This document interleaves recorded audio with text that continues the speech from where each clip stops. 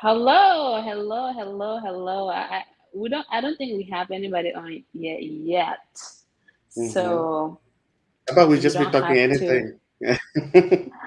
Nyama, nyama, nyama, nyama, nyama, nyama. Bele, bele, let bele. me let me talking yama yama until somebody come on, Nyama, then we nyama, can. nyama. We have two people watching. Nyama, nyama, nyama. Oh, okay. Nyama, All nyama, right. nyama. Well, let me Anyway, compose sir, myself here. you want to compose yourself. How are you, my dear? Let me co- I am doing good. Usually I'm the one in a pilot seat, and it's feel good to be interviewed by somebody else.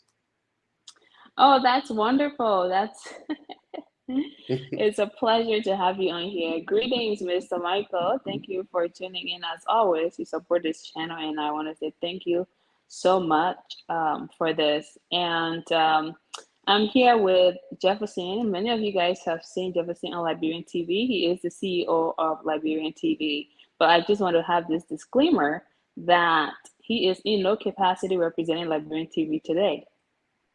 So I need to make that clear because sometimes it's hard to distinguish between an individual person and a person that runs a business.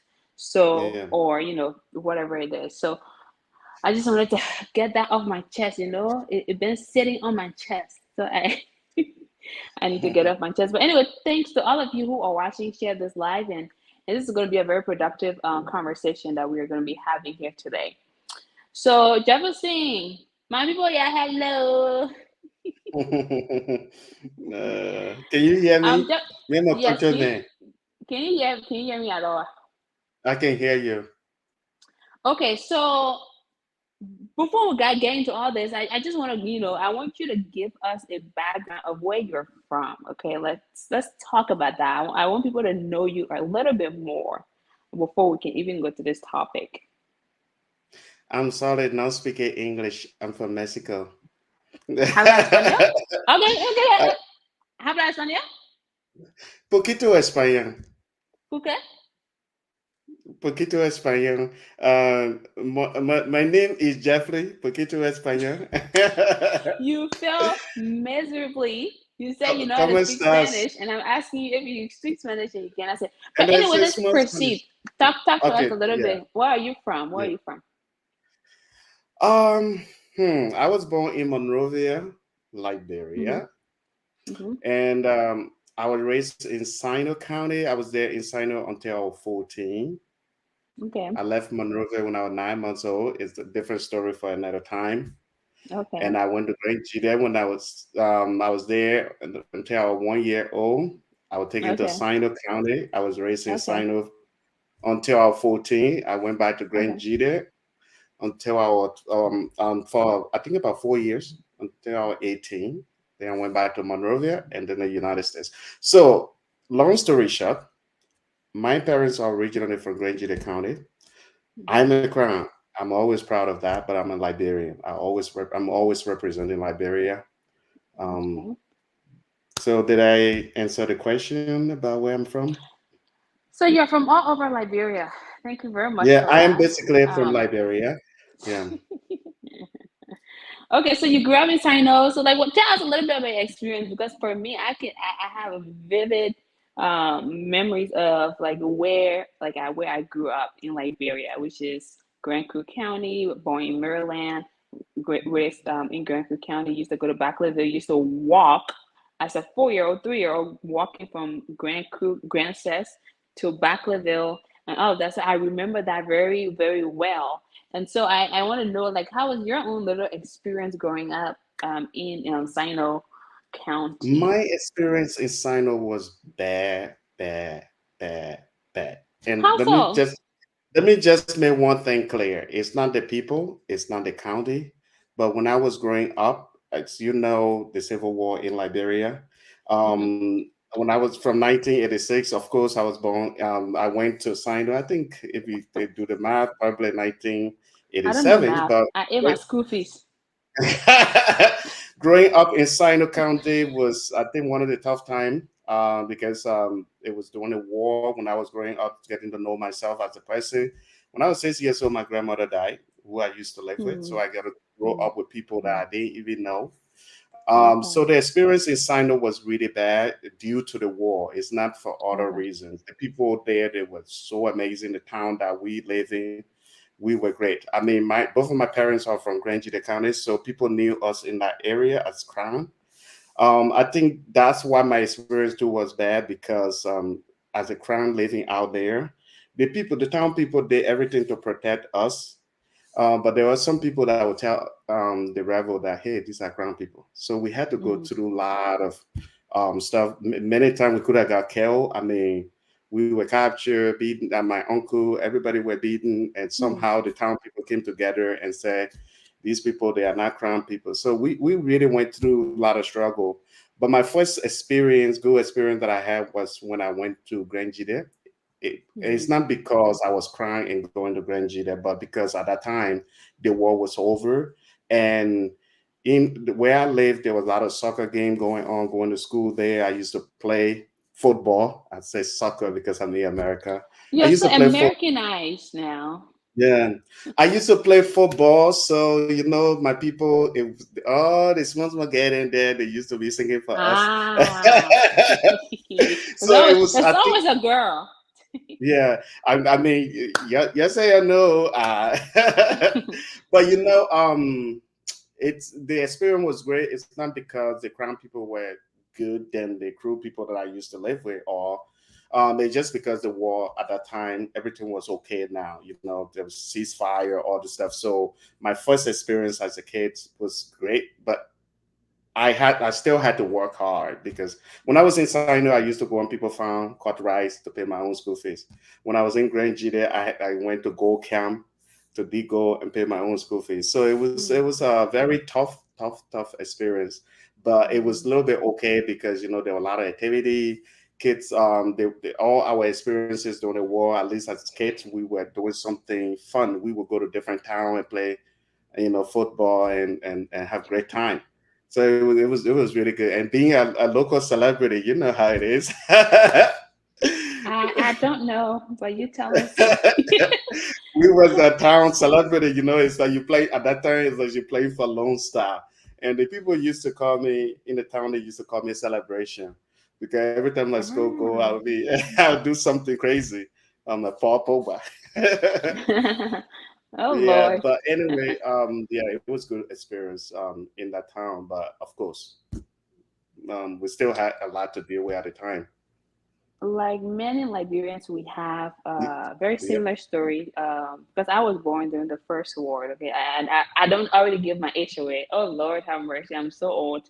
Um, You're just 25. but my mom was pregnant, and her experience actually it's something that I explained to a producer friend of mine recently, and I was telling him that when my mom was giving the info to him, my mom was pregnant. Her brother had to dig a hole, and she had to go in there and then cover her with leaves and all that stuff to escape from the rebels. So some of these stories are very Yep. very telling and also relatable and dark past and so thanks for sharing that. I mean it takes a lot to get that out there. So but what are some of the fun memories that you had in Monrovia? I didn't grow up in Monrovia. I grew up in Grand Creek County. Like I said, I went to the Ivory Coast and Ghana and blah blah blah. But you grew up in Monrovia, so what are some of the fun memories that you recall? I basically spent little time in Monrovia, but I think it's far Okay. better than the time you never went to Monrovia, right? Right. So I had little time there. I had little school times there too. Going to Monrovia was the first time in my life that I ever Mm, lived with parents. I for the okay. first time met my mother. I was 18 years old. Imagine I left my mother when I was 9 months old, taken away by grandmother. 9 months Mm-hmm. old baby. So for the first Mm, time, 18 years old was something really was different. The first day I met my mm, mother was we didn't know each other. So okay. getting to know each other was different experience. But once we got to know each other, it was really good experience. Another experience that I had too was finally I met my little sister, my brothers, and having sibling around, and also going to school. Mm-hmm. I attended grade D Addison, the Barry. Okay. The school So is in some of you Barry. guys who are listening in, listen Yeah. carefully. Wait, If you know can we wait? grade D Addison, you know it's the best school in Ah, Monrovia. see. It's great. I'm being like Trump. It's great. It's amazing. It's great. Okay. But anyway, Continue on. yeah. Continue. Yeah, having a great and peaceful school life was just amazing, and it was the first Okay. time that, as a kid, as a person, that I ever had to depend on somebody paying my school fee. Mm. That I didn't have to work. I mean, going out there trying to find school fee every school year. My father was helping at that time. My mother was working hard. Don't get me wrong, people, other you watching, I'm not from rich family.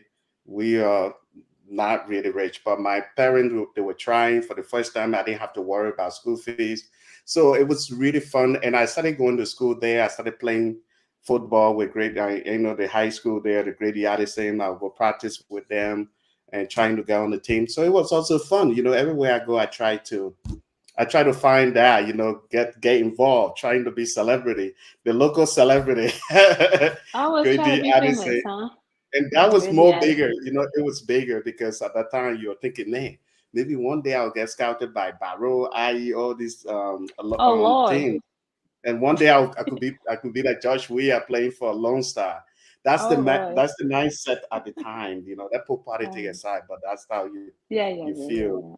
yeah, yeah. Yeah. Yeah, So I it, mean, it was it was regardless of politics, he's still inspired yeah. a lot of people. So anyway, Yeah, see. and at that time you would just think about that. You're like, man, one day I could be playing for Lone Star. For me, I always loved Liberia, so I used to be thinking that, man, maybe one day I will be playing for Liberia. I'll be having representing my country, and these are the things we used to be talking with some of my friends at Grady Addison. But I think it was fun. Every time Grady Addison were playing, we go on ATS. It was big deal. Like, man, I'm on ATS. I'm from Town. I'm from I'm from Clown Newtown, in Sino County, and I'm from Zaytown, Grand Jita. Now I'm on ATS. Come on, what's this? But the So you had first few, that dream. it was great. I mean, the first few ball I touched was a little bit different.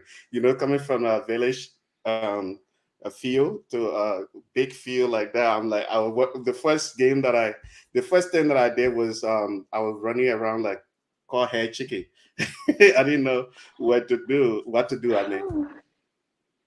Yeah, but it Okay. was it was good experience. Okay, so you okay, so thanks for sharing that. You had some good and interesting experiences when you were growing up in Liberia, as you've already referenced.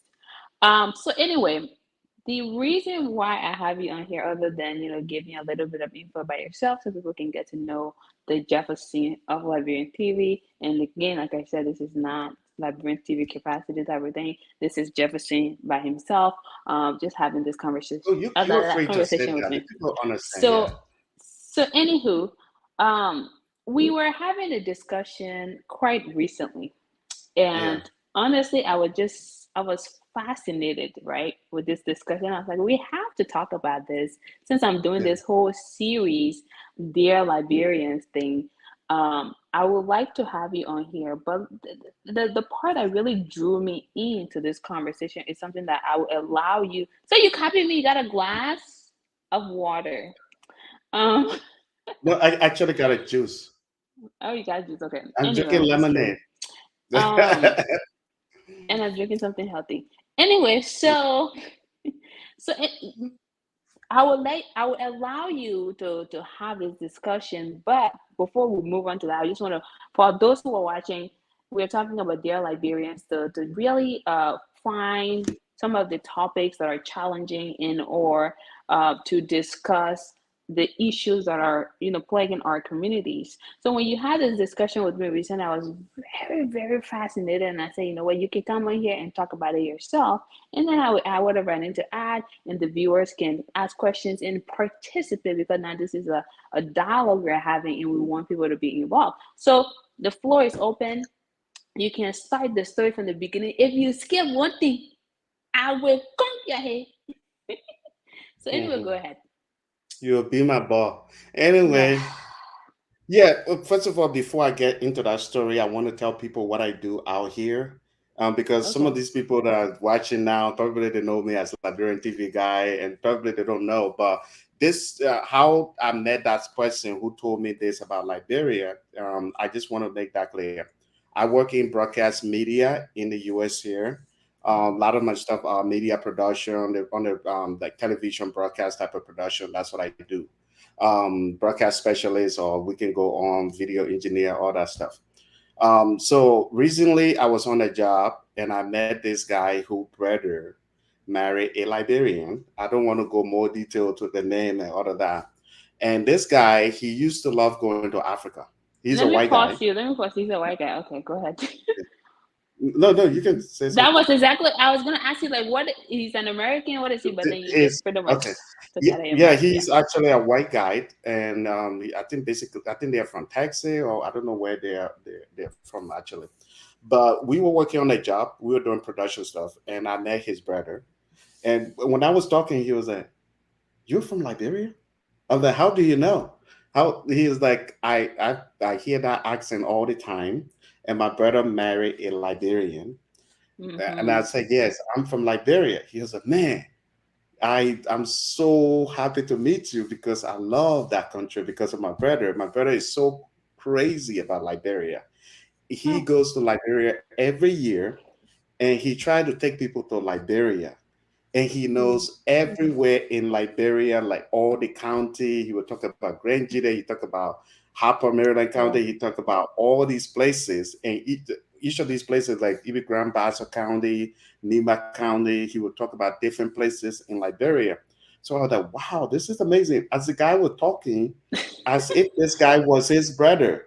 So I was like, okay, you say your brother always going to Liberia and during other day. How did you know all of this? Because he was telling me things like Yeah. he actually went to Liberia. So he said, well, my brother, when I was getting married, my brother was my best man. When he was getting Mm. married, he was my best man. So my brother is my best friend. We talk every day, and we talk every day about stuff. So he couldn't. He always talking about Liberia. The guy is so crazy about Liberia. Before going to Liberia, Mm-hmm. he when he first met his girl, every time the wife would say, "Let's go to Liberia," he said, "Oh, let's go to Ghana first. Let's go to She will Liberia. say, Let's go wait, to wait, pause. yeah, When yeah, when the brother would say, let's go to Liberia, this lady's husband would say, let's go to Liberia. She would say, let's go to Ghana first. Let's go to Rwanda first. yeah." No, no. First, that is the woman. Sometimes she will say, "Let's go to Liberia." Then Okay. the wife, the husband will say, "No, let's go to Rwanda because those are the famous country. Okay. Those are the Okay. famous Okay. country He that will say, American." okay. Okay. Yeah, but Okay. then after he got to know Liberia, he want to go to Liberia every time. Then that's when the wife would say, "Let's go to different place." And, let's go Okay. to Okay. South Africa. Got it. Let's go to Got this. it. So Got the it. whole thing switched. So they both will Okay. be laughing at each other. How did this happen? Mm-hmm. But I tell you, this guy is so crazy about Liberia. His brother was telling me everything about Liberia, Firestone, this place, Kakata, all these places. And I'm the man. There are some Liberians that don't even know these places. And one thing the guy said too that was a little bit sad, he said all the good things about Liberia, but some of the things that he said that I felt bad about, and he said it disappoint him too.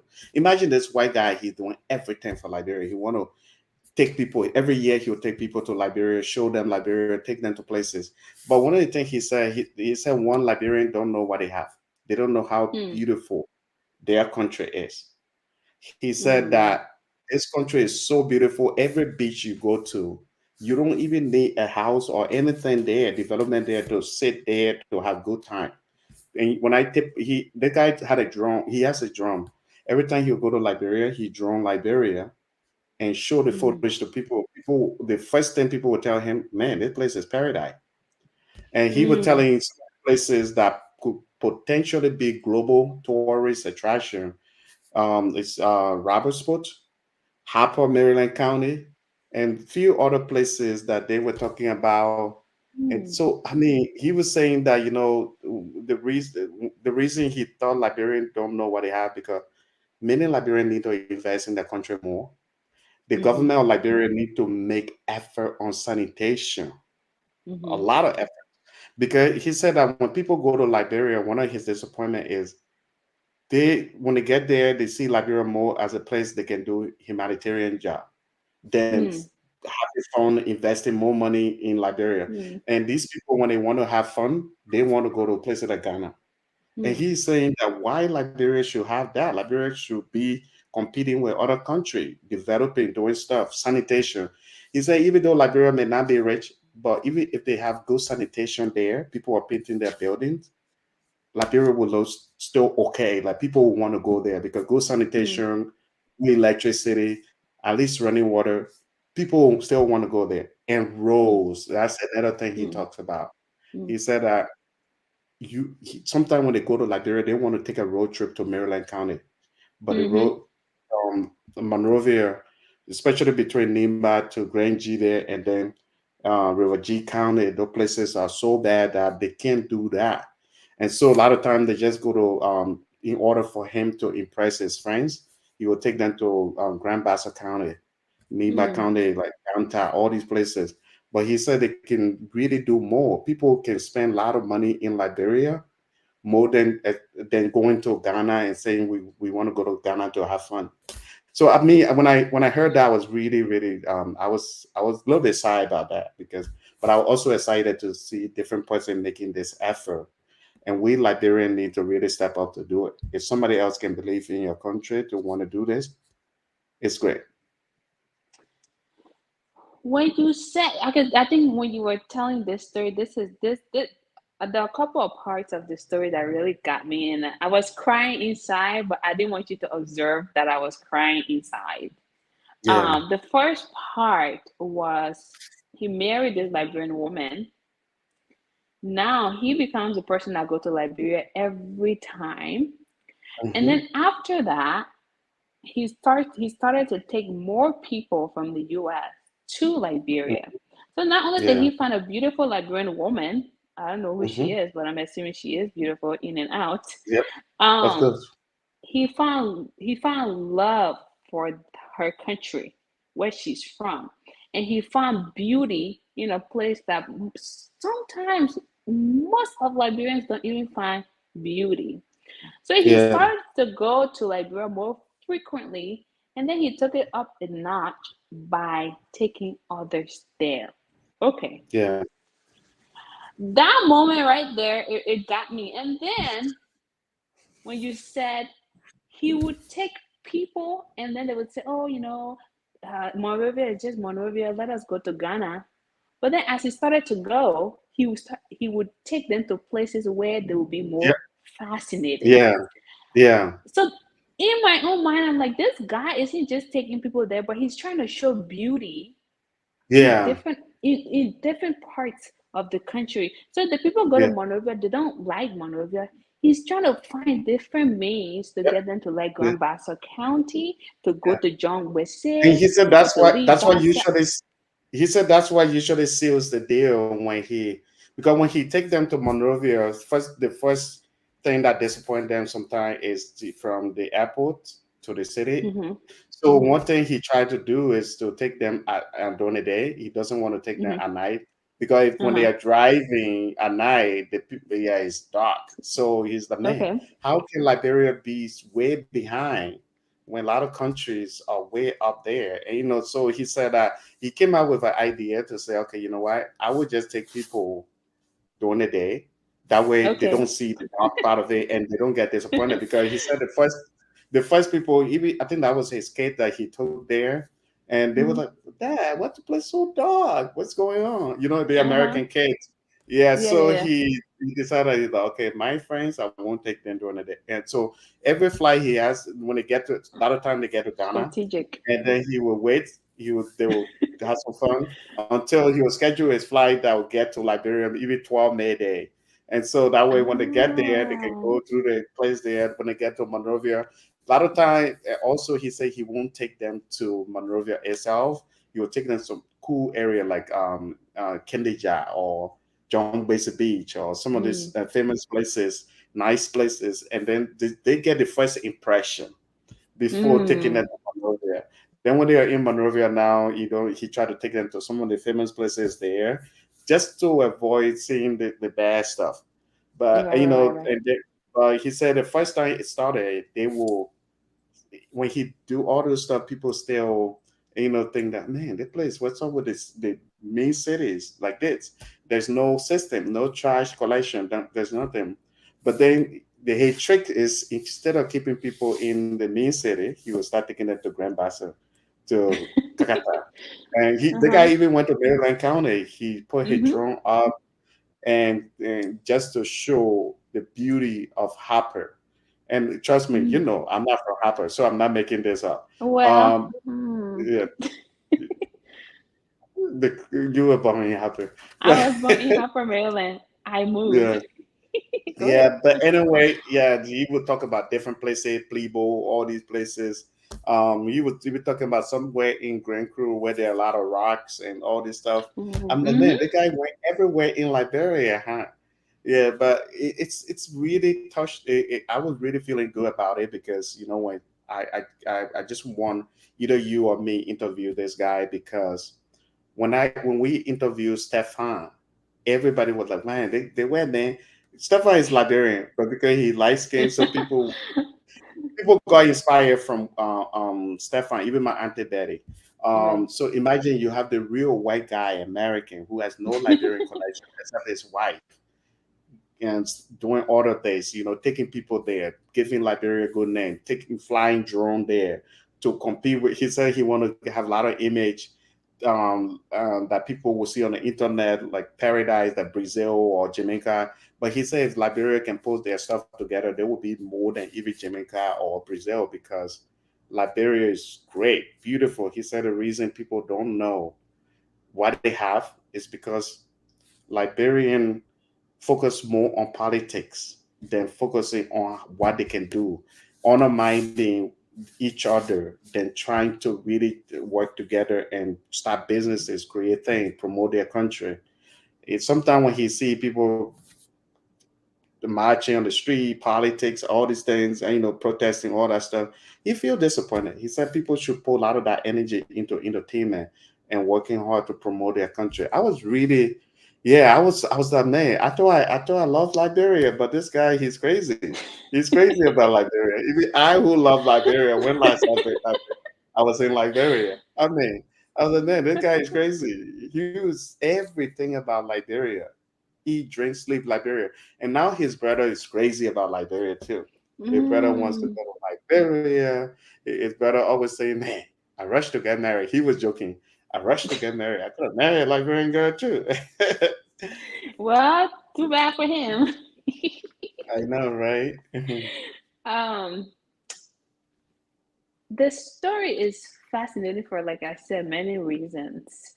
This is a person who's not from there, but he goes there, he finds beauty in all areas of Liberia. And of course, he doesn't stop there. He talks about, the barriers and some of the things that we can actually work on as people, but then continue to take people and expose. Then we have in our own Liberian setting people that say don't go over there, don't go to that country. When you try to tell another person, oh, go here, and they tell you don't go there. But this is of plain foreigner. And then you went on to say he and his brother do have some plans Oh yeah, to yeah, work in Liberia or do something in Liberia. yeah.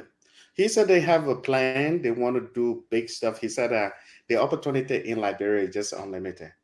And this is another reason he also said Liberians don't know what they have because he sees Mm-hmm. that politicians are corrupt because they want to make Mm-hmm. money. But Mm-hmm. you, let's just say you're a senator, you're a representative, you are making money every month, every year. Why can you invest and build a resort? Why can you invest and build a hotel? Why can you Mm-hmm. build supermarket like Walmart in Liberia? Mm-hmm. So he said that there's some things you can start in Liberia that you don't even have to compete with nobody. And he Mm-hmm. said the Mm-hmm. opportunities there. So he said it's very sad that he wonder whether people are just wicked, the corrupt Mm-hmm. people, like corrupt government official, whether Mm-hmm. they're just wicked or what they're up to. Because if they really want to make money, they can make money. So he was giving example on Mitt Romney and other people who are politicians, but they have their businesses. And so he was Mm-hmm. saying Mm-hmm. that you can be a senator, you can be a representative, and still have a corporation and you can have Mhm. one of your family or somebody, not family, but somebody running that business, Mhm. and Mhm. you can still do the work for the people Mhm. without you even. He said some of the politicians don't even have to be on salary if they don't want to, because they Mhm. can start businesses. So the guy, when they're going on and on. They said they want to start businesses in Liberia. They want to have real investment going. He said one of the things that Hmm. people that have real Liberian tie, people that have interest in Liberia, they don't start big businesses. Mhm. Like some Mhm. to Mhm. compete with some of these people that just there to make money. He said a lot Mhm. of the corporation there, they just there to make money. When you see corporate headquarters, it's not like you see downtown LA AT&T headquarters. Right. Right. These skyline building that will make Monrovia look beautiful. They just built, as the guy was joking. He wasn't joking, but he said they just built a kitchen, and they think that's corporate house. I was just laughing. Yeah, and I was As a laughing. I was like, corporate yeah, that's true. office. Yeah, that's the corporate office, because they don't want to invest in Liberia. They don't want to make a lot of money. He said even if you are Liberian, you have a big business, you will, of course, look after your people. You give them good paying jobs. But a lot of those people, they don't care about giving Liberian good paying job. So he was saying a lot of things. He said, My brother and I, we will get involved. We will do a lot of stuff. We will invest in Liberia a lot, because not just about not only loving the country, but at the same time, yeah, you can give people a lot of opportunity. At the same time, you get rich out of it. But his thing was more he loved this country. He was so crazy about the country. So I asked him one question. I said, "But right now Ghana is hot." I just wanted to see what he would say. I said, "Ghana is hot spot right now. It's one of the places that people want to do business." He said, "Well, Ghana is overcrowded right now. Liberia is one of Mhm. those places that will become Ghana or more than Ghana at some point, and this is the right time to grab that. If you can grab it now, then Mm. you are an idiot." So I was like, don't insult me. Because, it's one of those things. The shoe fits, you should wear it. I don't have things going. Besides, of course, I have my Red TV thing. So then he's saying his brother, like the Red TV thing, and his brother was, "Oh my God, before I went to Liberia, I used to watch this guy's video. Are you sure you with that guy?" I'm like, "Oh damn." Hmm. Yeah, so it's Fascinating. one of those Fascinating. things that, yeah, it's one of the things that people believe in our country, but we don't believe in it. We don't really believe in it the way we should. He said that in the USA, a politician can go on air and criticize each other, but behind closed door, they can wear glasses. When it comes to things that about the country, they all work together. He even gave me an example of 9/11, how 9/11 um, people came together. It was never about Republican or Democrat. They all came together as American. He said, "You need patriotism in Liberia also." I said, "Man, I've been saying that, and I know people that have been saying the same thing." He said, "You need patriotism in Liberia. People put themselves first, then putting the country first."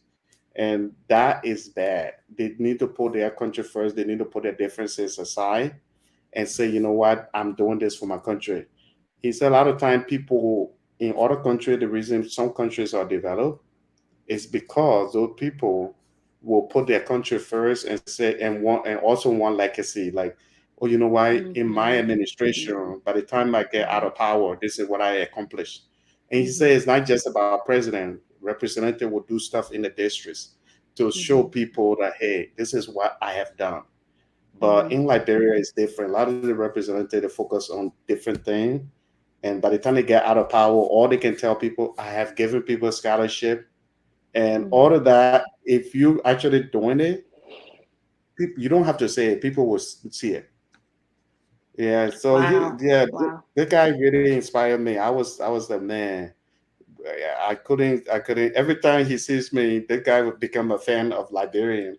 Even when I was talking to another producer, executive producer, "Hey, Jefferson, Jefferson, I know you're busy right now." I He said, wants "This to guy's." he wants to talk about Liberia more Yeah, frequently. he want to keep What talking an about, interesting and then we will story. get on Liberia. We will talk about different things, and we'll be talking about things about different school. The guy knew schools, some of the famous school.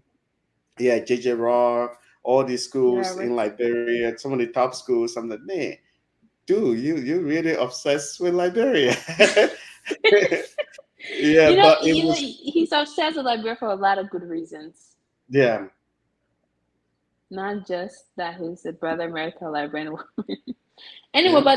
but look, the conversation here is dear Liberians don't know what they have, and as you said, the guy again saw beauty in most counties that he visited, and you know, what's so interesting to me is Liberia is so pretty in terms of landmarks and the beaches and some of us go to Jamaica, Bahamas, Turks, and we see all these places and then you go to Liberia where if you go to Maryland County, you can actually see real some nice blue waters. Okay, Oh if yeah. you go to there's a place in the Grand Robert Coup Scott. County belt is called Rock Town, and you will see how beautiful that place is. And you go to Robertsport, that was featured on CNN, that it is one Yeah. of the best places to surf in the world. Okay, and it's located in Liberia. You have Nema County where you have mountains and all of these other places to go. And it saddened me that we Liberian we have not seen past some of our barriers to say we can capitalize on tourism. So people are going to the country and are seeing the opportunities there, but we are not. Zimbabwe, for example, number one in terms of how they bring money into the country is through tourism. If I Yeah. don't recall specifically what year, but it's $1 billion industry. What exactly is there? Waterfall. Okay, it's Yeah. a tourist hotspot that a country like Liberia with all these beaches, okay, waters, um, mountains, and all these natural places to see cannot capitalize on tourism. So it brings me back now to the point of Liberians don't know what they have. Let's say some foreigner came right now and say, I'll go to Maryland County, build a resort, establish businesses there, clean the beaches, and now it's $1 million, multi-million-dollar industry. Then our Liberian people we're going to start saying, oh, if you went in the kayak, they take over our place, oh, they went in that, they come over our place. But it's there. It's currently Yeah. still very open. So then the question is, do we really know what we have? And Jefferson, although the story is by someone else, what are your thoughts in terms of if you know what we have? I think that's why I'm so inspired by that because I think we Liberians really don't know what we have. Honestly, we don't know what we have because we are so focused on other things. Like mostly, like it's. I'm not just talking about one political party here, but generally we are so focused on politics that we don't really focus on doing what will help our country move forward. Things like doing like if I was I mean, if I was some politician right now, the same thing that the same ability that I have to go out there to raise money to want to run, I can use the same thing to invest in my country. And I think Mm-hmm. Liberia is very beautiful. I mean, we all live out here. We see how people can turn little thing into tourist attraction. People can Mm-hmm. even build waterfall and turn it into a tourist attraction, man-made lake, and turn it into a Mm-hmm. tourist attraction. If you go to Griffin as Observatory, I it's a hike place there. that Mm-hmm. yeah, it's a place that people just to go over there and just see the city of Yeah. LA, and that's tourist attraction. You go to Right. different places in America, in France, in Italy, in everywhere.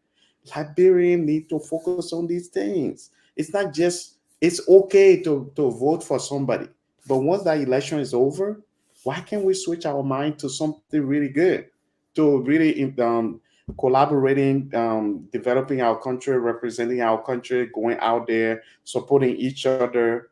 I think this guy was right 100%, and seeing somebody else, hearing from somebody else is that's what makes the whole thing inspiring because at the end of the day, you want people to Liberian to see this and say, you know why? Let play our part. If you are in office, play your part, man. Do something. Rwanda was a bad country too, like Liberia. They went through a lot of stuff, but now Rwanda is doing great job. A president or political party for that president don't have to tell people, oh, our country is clean, our country is great. People go there and take picture without you telling them. That's why when I see Liberian politician running and say, I have given scholarship, I've done this, I've done that, I just feel like, man, you don't have to say it if you actually do it. Right. Because yeah, because people will see it. If you are somebody who is a mayor, who was a mayor, and telling people, oh, during my mayor time, I done this. If you actually did that, people will see it. And people need to focus on legacy too. I mean, if you were a senator or superintendent in your county, try to do something. Try to do something completely different that would not only people in your county will see it, not only your political party will see it, but people all over the world. That when somebody go to Liberia, whether you are from Nima County, Grand Cru, Grand Bassa, let people go there and say, man, the Liberia County is far different than other county, and it should be big. Let CNN, BBC, let them be reporting it like this county is doing. Do you know how many times Rwanda was in the news? African country, their capital city. People go there, even vloggers, they go there and take video, YouTube video, touring the place. I mean, what's up with Liberia? What's up with Monrovia? It's like when you watch videos, some buildings are not painted, the trash are not taken. I mean, it's just so disappointing. And then we wonder why our country is not developed. We all need to do something. So for what I'm hearing is you're looking at mostly the politicians, right, to really lead this change. Is that what you're saying?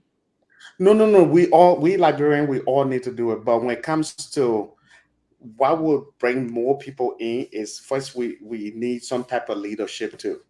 Like Mm-hmm. you Emma, you are doing great stuff in Liberia. We need Mm-hmm. leadership in the country. People that will Mm-hmm. be that will encourage you. People that will say, "Oh man, the girl is doing this." We need people to play a part. If I was going to Liberia, I want to start some type of war show that will recognize what you are doing, and it also give you publicity for people to know what you are doing. It will also encourage you, motivate you to say, "Man, my people honoring me for what I'm doing." There's so many things there. I should be able to go there as an ordinary person, not politician, to say, you know what, I want to start my non-profit organization where every day we are going around Monrovia to clean the city not every day, but every maybe 2 weeks or every week to clean around the city. And the mayor of that city should be able to encourage you, motivate you more to do it. And not he doesn't have to give you money, but they need to get involved. I don't want it's crazy, but I'm gonna go there. The mayor of Jefferson County, when he's walking around the city, you see more than 100% around him, but then the city is still dirty. And I ask myself, is it because is it publicity thing? Because all these people around you, you can ask them volunteer. Let keep the thing going. Let be consistent with our cleaning program. But the last time they were in Douala, that was like 6 months ago or more. And had they gone back there to clean that place, it has to be consistency. And that for me, it just government had to play a part, ordinary citizens play a part. And that's how our country will move forward. That's why the guy said, we Liberian, we don't know what we have. And he was right. We really don't know what we have. And I'm not just talking to about everybody, I'm leaving myself out. I'm one of those people too. When last I went to Liberia, I mean, so for me, it's just everybody, and I'm involved too. Out here, I can tell people I'm from Liberia. I want people to know too that um, I want to play a part. I want to do more in the country. So it's not just politician, but we need that leadership. It starts with government. It starts with everybody playing a part. From government, then it's come with everybody playing a part. Absolutely. That's what I'm trying to say. Absolutely. Yeah, In order for this formula to click, which is to have the country in the direction that we want it to be, is that everyone needs to play their part. And yeah, we as people, we look up to those that we select to elect to lead that change. So as you said, if one mayor can, focus on, hey, I'm going to ensure that sanitation is a top priority in my county or in my Mhm. district, then Yep. others can look at you and say, wow. Because if you Yeah. you reference Rwanda, most countries are actually looking at Rwanda now to say, wow, Yeah. Kigali is the cleanest city in Africa.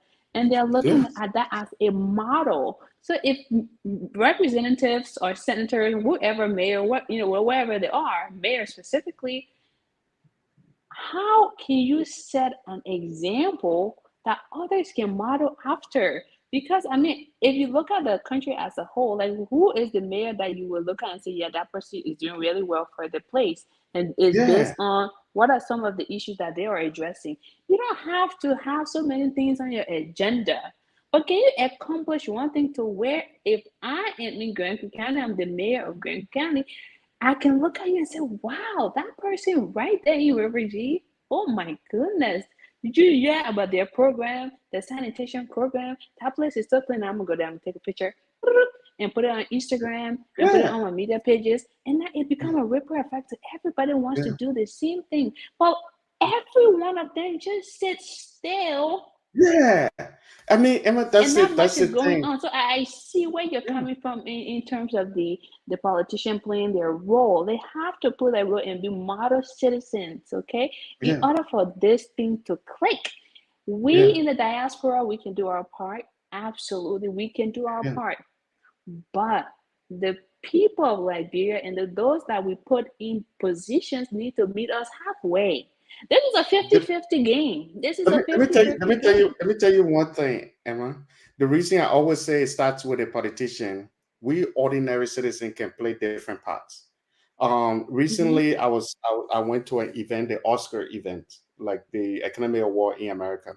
And I Right. told somebody I'm from Liberia. We were talking about Liberia, and the person didn't know Liberia. We were saying, and the person was like, you know what? Let me check out Liberia. The person Googled Liberia and see all the trash and all these things. And the person was like, "Oh, this is it." I said, "No, these are." So I had to defend Liberia. I said, "No, this is the bad picture that people put on Google. But if you see some of our nice beaches and you see this, it was a little bit embarrassing in that sense. But what I'm trying to say, if they are playing their part, some of us can that can go out there. We can say, "Hey, see my country." We can brag about it. Imagine if that person had Google Liberia and like just say Google Rwanda and see all the beauty of Rwanda that bloggers and vloggers have posted, they will see positive thing. But Liberia, when you Google Liberia, you see different things, and it's just so much bad. And we want to play our part, but how can we do it? I can take somebody from here to Liberia. Maybe we land around 10 p.m. and then going to Monrovia, the road is dark. How does that make me? The person starts saying, "Oh, wow, you guys yeah, it's okay, but it seems that you guys still getting there." It's this kind of stuff. It makes you feel like that's what the guy was saying too. He was like, "This is why I decided to take people during the day." And is it going to happen every day, every time because I don't No, control the that is not flight? within his control. So what happened if the flight cancels during the day? He Yeah, need to go at night. He can't yeah. defend that. So that's another disclaimer. This channel as always and like this, but we're not going to leave back to to better a I think you're political breaking up a little bit, no, Em. absolutely not such. But the reality is empowerment be held and Em, you're breaking up a little bit.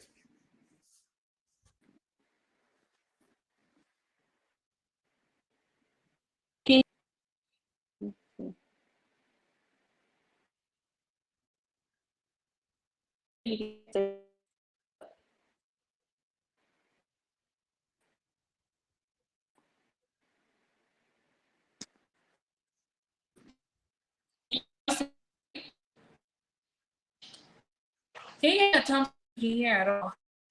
I can hear you, but you're a little bit breaking up. Oh, is it okay now? Now it's great. Okay. You were saying I've lost something and we didn't hear I've it lost because my you're thought. breaking. I've lost my thought. Oh, I okay. really Okay, so let me see. Let me read comments. Hey, my people.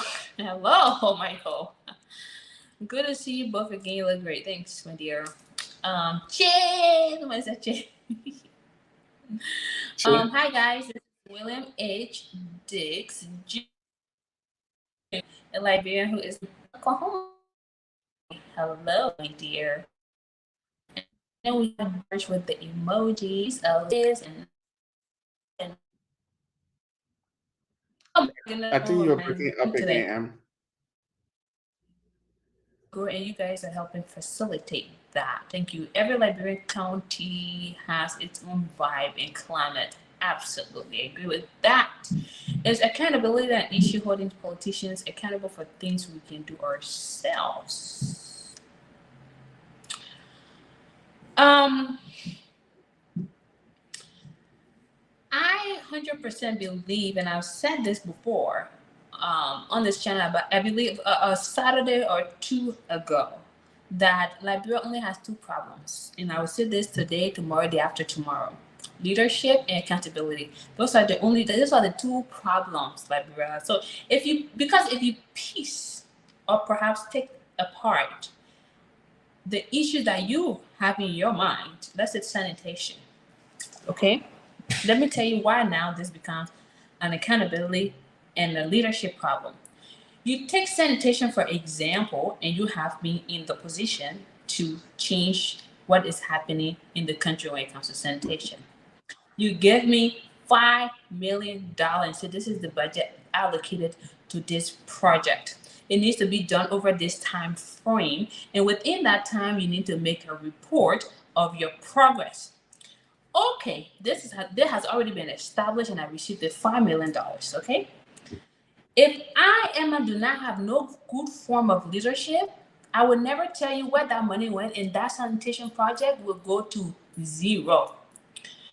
If I leave, you don't come after me, you don't have consequences, that means you are not holding me accountable to produce what you're giving me. Therefore, Hmm. I lack leadership. You lack leadership. You don't hold me accountable. Therefore, I don't even care of consequences. This is why I keep saying leadership and accountability are like those are the two issues that this country is suffering from. Because, like I said again, you go to the airport, you talk about why there's no that. Who's holding the leaders accountable? It takes these two things to continue to move in the right direction. If that company and you tell you, oh, Um, you're 15, and that's an app. yeah. You, Well, I think you're breaking hello? in a little bit, Em. Hello?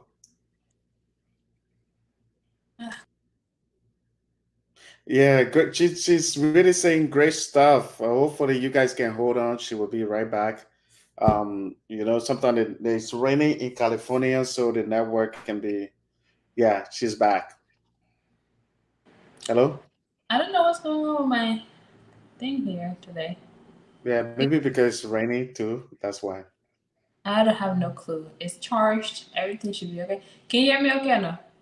I can hear you. Okay, you're clear now. I don't know what is happening. Hello? Yeah, hello. I hear you. My ear can hear you. You, if you run a business as a business Mm-hmm. person, okay, and you are okay with your staff constantly not completing tasks on time, you have to then look at your own leadership, okay. And if the staff continue to do what it is that they're doing, they're not accountable for any actions, any consequence that may come. So you have to have Hello. disturbing your or no.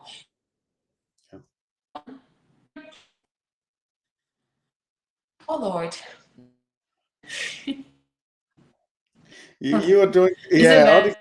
all the good stuff you are saying. I just wish that people can hear it. But we will be patient because you are saying great stuff Ever here. since you And froze. I froze. At first, hello,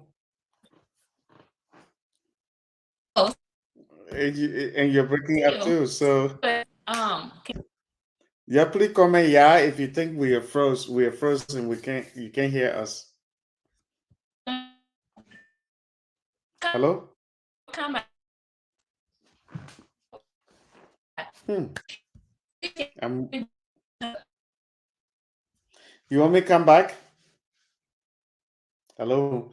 So I don't know if you guys can still see me. I think Zawadi M will be coming back on her show. It's not my thing to take over her show. LA in here. Do you live in LA, Michael? Um, I live in California. You can ask Zawadi M whether she in LA, in California, and she will answer that for sure.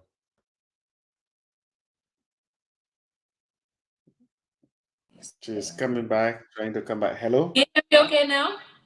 Yeah, do you think I'm still froze? No, you're good. You're good now. Okay. All right. I think If it's a rain. the staff is impacting your bottom line or whatever actions they're doing that's impacting your bottom line, you as the employer, you will find solution to one, either train that staff or let them go, get a new staff in, whatever it is, because you already know that every action does have a consequence. Okay, that's leadership. So you want to lead that way, whatever it is. So if all of these things are lacking amongst our politicians, where are we going? We're not moving anywhere. Nobody's holding these people accountable. So Yeah. therefore, people can do whatever they need to do. That's why accountability and the lack of leadership will continue to plague our country until we can really alleviate these two, or perhaps work with these two, my dear. It's gonna be a hard fight. But the reason I'm talking about all of these two things is because we are talking about politicians and their role in Yeah. Liberia's development or And, lack of progress. let me make one thing clear based on the question. Don't get me What question? wrong. I'm not saying everything politicians to do. There are certain things citizens are responsible. Citizen is responsible for, and there are certain things the politicians are responsible for. So at the end of the day, everybody playing their part. But the first step to this, when we are talking about things like sanitation, no system, all of this, is the politician responsibility, and they have to play a part into that. Like there should be system. If I'm going to throw my trash away, there should be a dump stuff somewhere. There should be a trash truck coming every Wednesday picking up this, and then my responsibility is to put that in that thing, and then to take my thing out.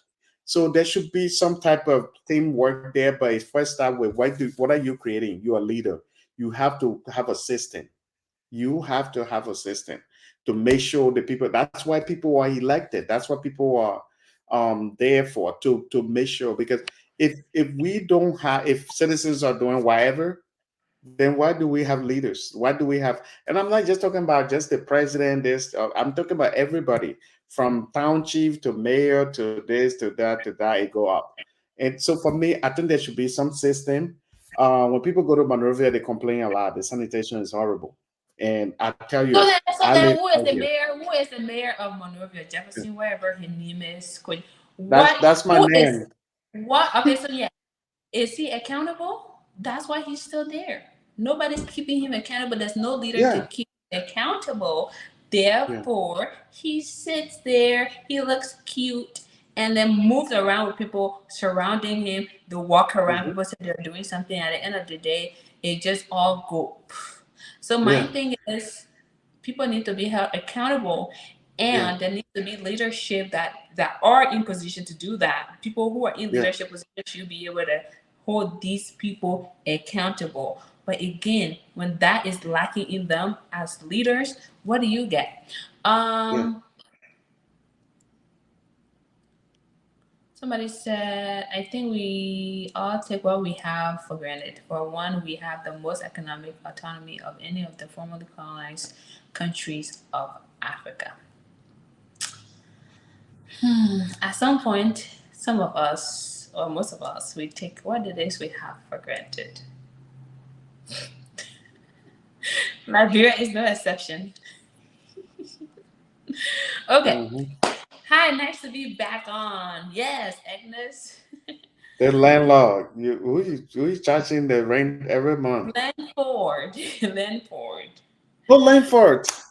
I just embarrassed myself on Sawadee National TV without me reading that thing. You're I lucky hope this nobody time. was watching when I said that. Oh, they hurt you. Part of my job in out here is reading stuff, but I just messed up the whole thing. Now I can go. I hope what we should do. I hope nobody was recording for YouTube and TikTok and all of that. Langford. I can't say anything to that. Liberians always say negative things about Negative our thing that they country. do. Yeah. This conversation, like I said, is meant to be to just create a form of awareness because I analyze my channel a lot. Yeah, When I go on the ground and I meet with some of my colleagues, I know people in political power. They watch my show. They watch this channel a lot. Therefore, I think this is for me is a good platform to yeah, actually talk about these issues. And yeah. if you are a politician watching my show like you do, I know you guys watch my stuff, then you need to actually be accountable for your lack of actions, your I lack think. of Yeah. development, I, your I lack think of Langford patriotism. is on our side. I think she just saying in general that No. Liberians I get say. that. Yeah, I get that. I'm just speaking to those politicians that are watching. This person is pretty much saying like we tend to be negative about the country. We've already talked about yeah, that. But this is an ongoing problem. And yeah, your story that you just talked about, the guy found beauty within Liberia when even Liberians cannot even find beauty within their own country.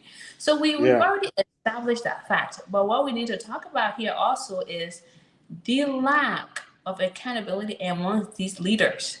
That's what's also important because, like I said, this is a relationship. Okay, in order for us to get here, they also need to be here. We all need to be on the same page. Okay, so politicians need to be on the same page with citizens and politicians. All of us, we all need to be Yep. on the same page. Um, Like Elder bless. bless to everyone in here. La bless up to everyone in here. I have no clue. Mhm, mhm. Liberia, what we want it to be if all Liberians saw the vision. This is important. If foreigners can come into our country and see the beauty of our country, then we Liberians need to actually start seeing better vision for our country. And when I'm talking about Liberia, I don't want us to only think those in the diaspora. We are not the only Liberians. We have Liberians on ground that needs to be held accountable too. We have Yep. Liberians on ground that need to do things for the country as well. We have people in power that continue to do the same thing and we continue to put them there. We have those people, those are Liberians too. So, like I said, people in the diaspora, people on the ground, we need to come together. That's the only way this glue is gonna hold. If not, people in the diaspora will keep trying, keep trying. It's just gonna be hard for them to reach to the middle because the ones on this side are not trying to get to them. So we all need to get on the same page to develop our country. Are y'all both in California? Yes, I am in Pasadena, California. Jefferson, Southwest. Where are you located? I mean LA. Okay, LA. LA. You Okay. know what that. Okay, LA too, Michael. Hello, LA Army. I saw how dirty our country looked, and the mayor does nothing but we move. And that's what we're talking about. So that Jefferson, let's come back to the sanitation issue. Do you think it should be privatized? Well, I think there's a lot of in other countries, if the government cannot, I don't know, not cannot, but some government will that they will give the contract to private company. People will bid on it to give what it can do, and so Mhm. I think for Liberia, yes, it should be private company because that private company will want to prove that they can do it, and at the end of the day, they'll be better. It will be better. So I think it should be private because how we are seeing things, especially in Monrovia. A lot of people will say good thing about the rural area. They will tell you a Liberian village is when you enter there, it's all mud houses, but it's so clean that you can drive. The guy was saying that you can some Liberian villages that he went to, you can drop a food in that village and pick it up and eat it. So I was like, okay, you can pick it up. So he was laughing. He was like, that just he was like certain part of when they first went to Grand Gita, a certain part of the place they had the mud houses around, and they were just because we were talking about Grand Gita, then he was like, even the place is so clean that you can just grab your food and just pick it out and eat it. You can grab a But donut you and know, eat it. it's true. It's Yeah, true. I mean, yeah, okay, there are factors to consider in terms of population dynamic. When you look at yeah. Monrovia, the population in Monrovia cannot be compared to the population in Buchanan. But that's not an That is true. excuse. People in rural areas tend to clean up, tend to sweep, tend to understand that it I is think ingrained you in are them right. to clean. Yeah, It is that's what I ingrained. was coming to. Sorry, go ahead. No, no, no. I said that what you were saying now, that's exactly what I'm about to say. People in rural, because I live in rural area, I know how united these people are. The rural people, even they don't have like paved road and stuff, but they can be united and still brush the breaches in like their street to make it better. So the people there, they're more united. The leadership there is far better, to be honest with you. I know Monrovia is more populated, but the leadership in the villages are better because the Yeah, because it's villages they more have the yeah, peace. yeah, yeah, they have their town chiefs, they have the thing, they come together, they have meetings, they say this is what we can do for our town, this is what we can do. So when you go to the places, I think everybody that ever went there that I met out here, they would tell you Liberian villages are far better than even the capital city. They're very clean. And so you made that point about how, you made a good point on that. Yeah, because if you look at highly populated areas, there tends to be an increased level of crime rate. There tends to be a sanitation problem or containing garbage. Like I understand some of the dynamics of big cities. However, we are looking at not even part of it. You know, if you can come to a 99% a clean area, whatever, like, to get to that 99% rate of, oh yeah, this place is clean, is that it needs to be even at a 60%. Do you know what I mean? Yeah, And so yeah. people in rural areas just tend to care for their surroundings, and secondly, because it's not highly populated.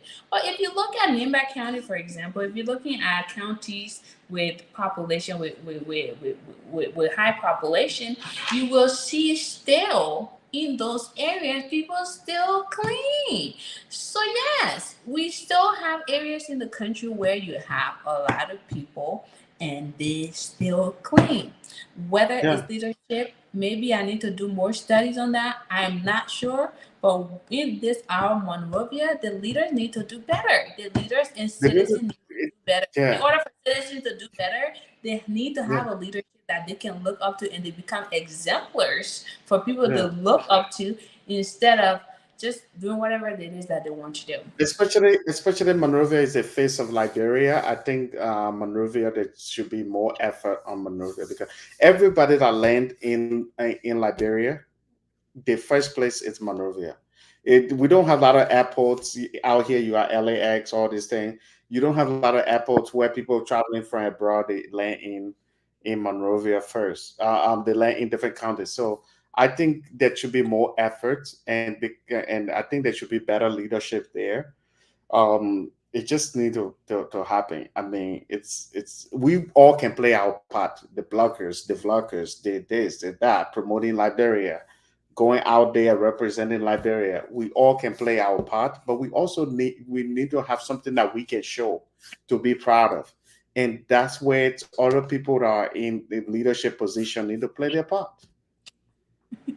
Yeah. No, Jefferson, I agree. Leadership should play their part. They should be exemplars that people will look up to and say, if my leader is doing it, I would do it.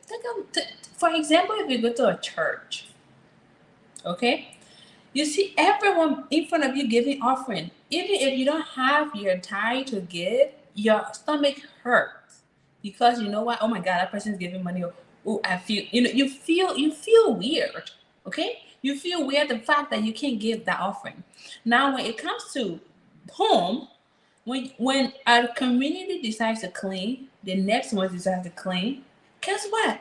Everyone's gonna be looking around to say, "Well, why these people are cleaning? Uh, we should clean too."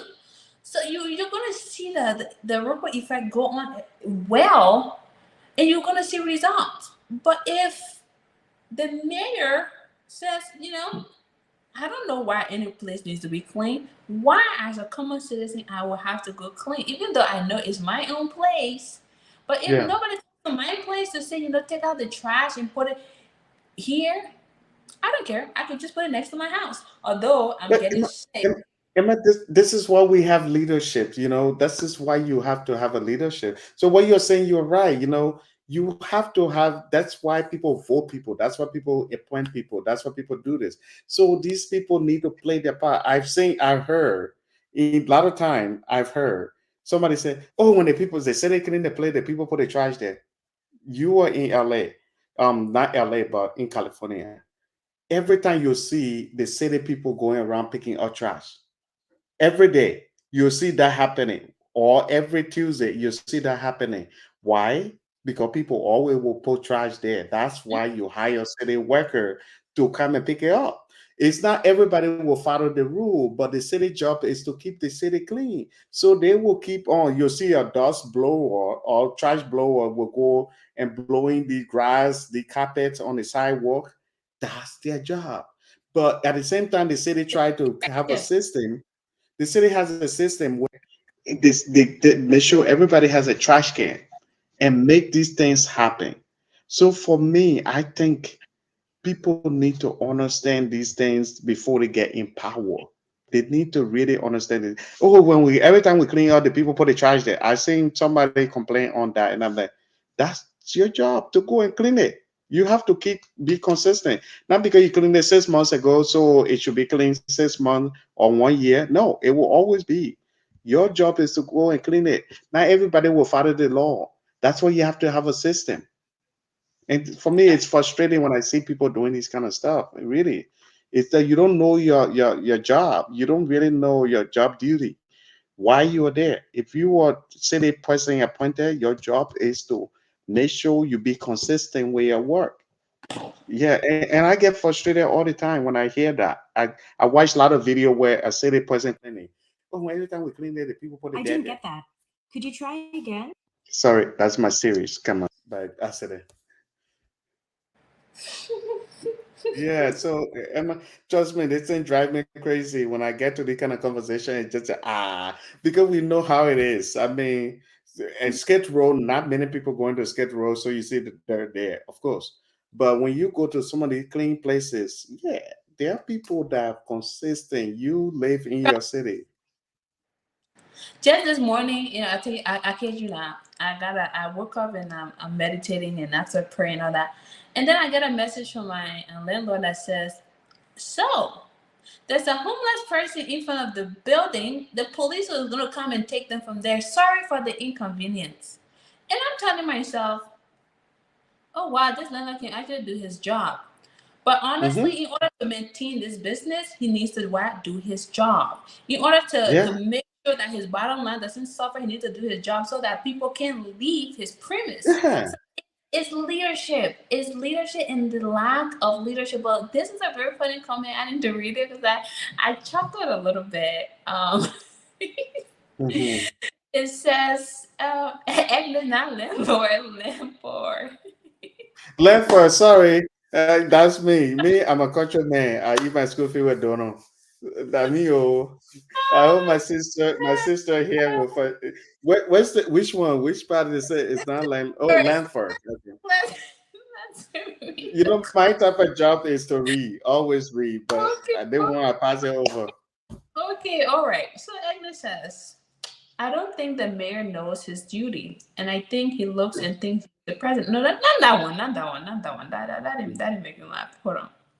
Um, You think he's president? That's still funny.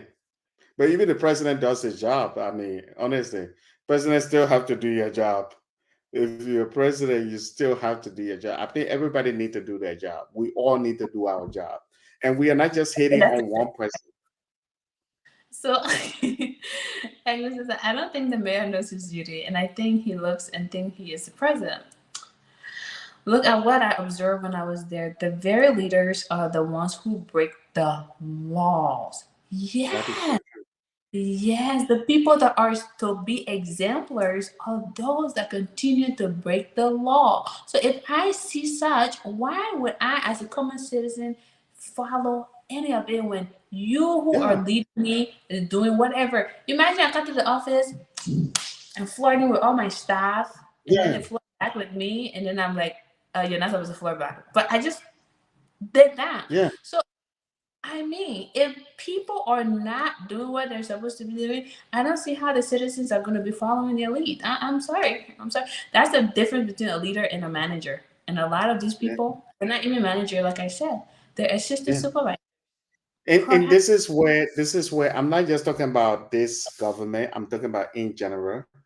This is where the whole another effect of Liberia too. People get appointed because they are associated with certain party.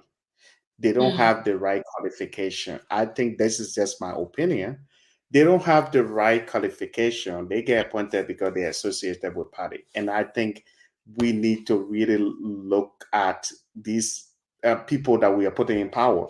Are you going to appoint the right people, people who have the right qualification?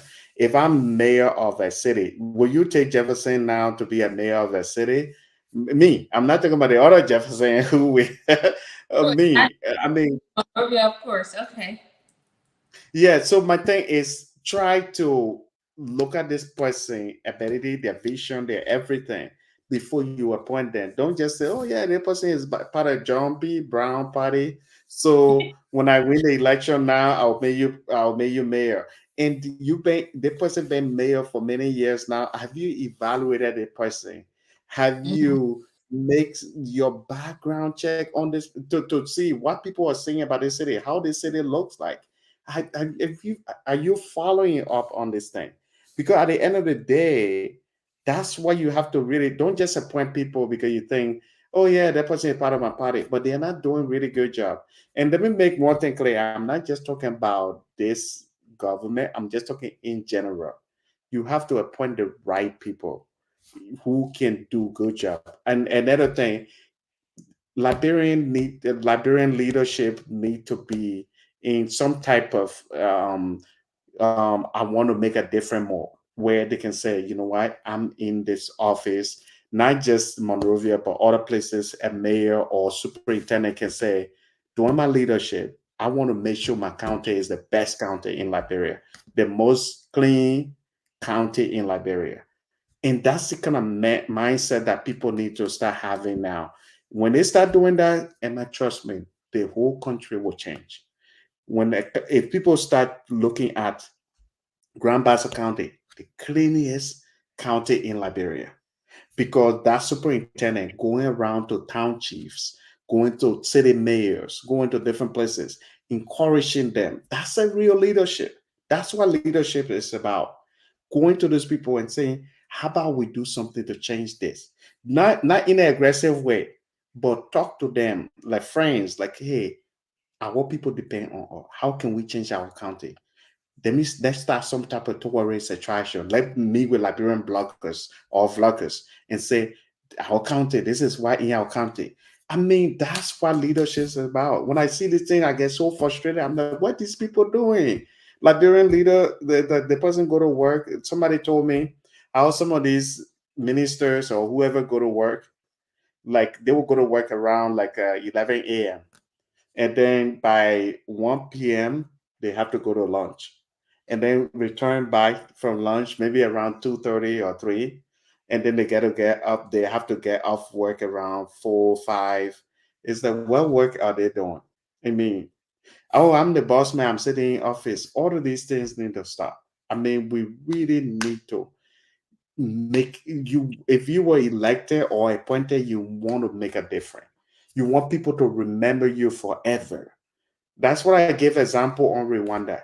The president of Rwanda, you think his party will just go around and say, "Oh, during our president time, the city is clean"? No, because people can take picture of it. They will show you. You don't even have to say it. During this person leadership in Liberia, they will say during the person leadership, they did this, they did that. Only their parties are saying that. But what the rest of the world saying? When people go to Monrovia, what are they saying? When it rain in Monrovia, what happening? The whole city is flooded. I mean, all these things you have to think about it and say, you know why? During my leadership, this is what I'm gonna do. When people go to Liberia, where are they? They just stop in Monrovia. They don't spend a lot of their money. The next thing they are saying, we want to go to Ghana to party. I think it's a shame. I mean, it's really bad. They should want to go to Maryland County, Grand Bassa, Sino, Grand Gide, Nimba, everywhere. And the more time people stay in your country, the more money they spend. In the US, when people come to California, they go to Golden Gate Bridge, they go to Hollywood Walk of Fame, they go to these places, and they spend more time in your country, more days in your country, in the state, the more money they spend. But when they go there 2, 3 days, they say, "Oh yeah, they go to Ghana. That's where the party is right now." How much money are they spending? For me, it's really frustrates me. It's frustrated me a lot, and I'm like, it's all come down to the leadership too. You need leadership so that the citizen can follow up. The citizen need that motivation, and the motivation will come from the leadership. People are not painting their building. If I was mayor of a city, I would go around encouraging them. Hey, please let paint our buildings. It will make our city beautiful. I mean, these things will help people be friend with your communities. I saw a cop playing basketball with the people in the community.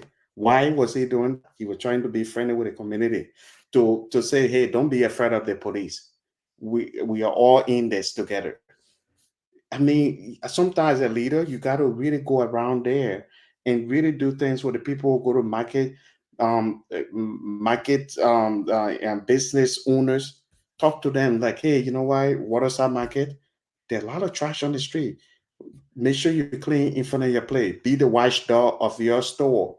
Jefferson, make sure you be the watchdog of your store and clean. Where do we put the trash after we clean?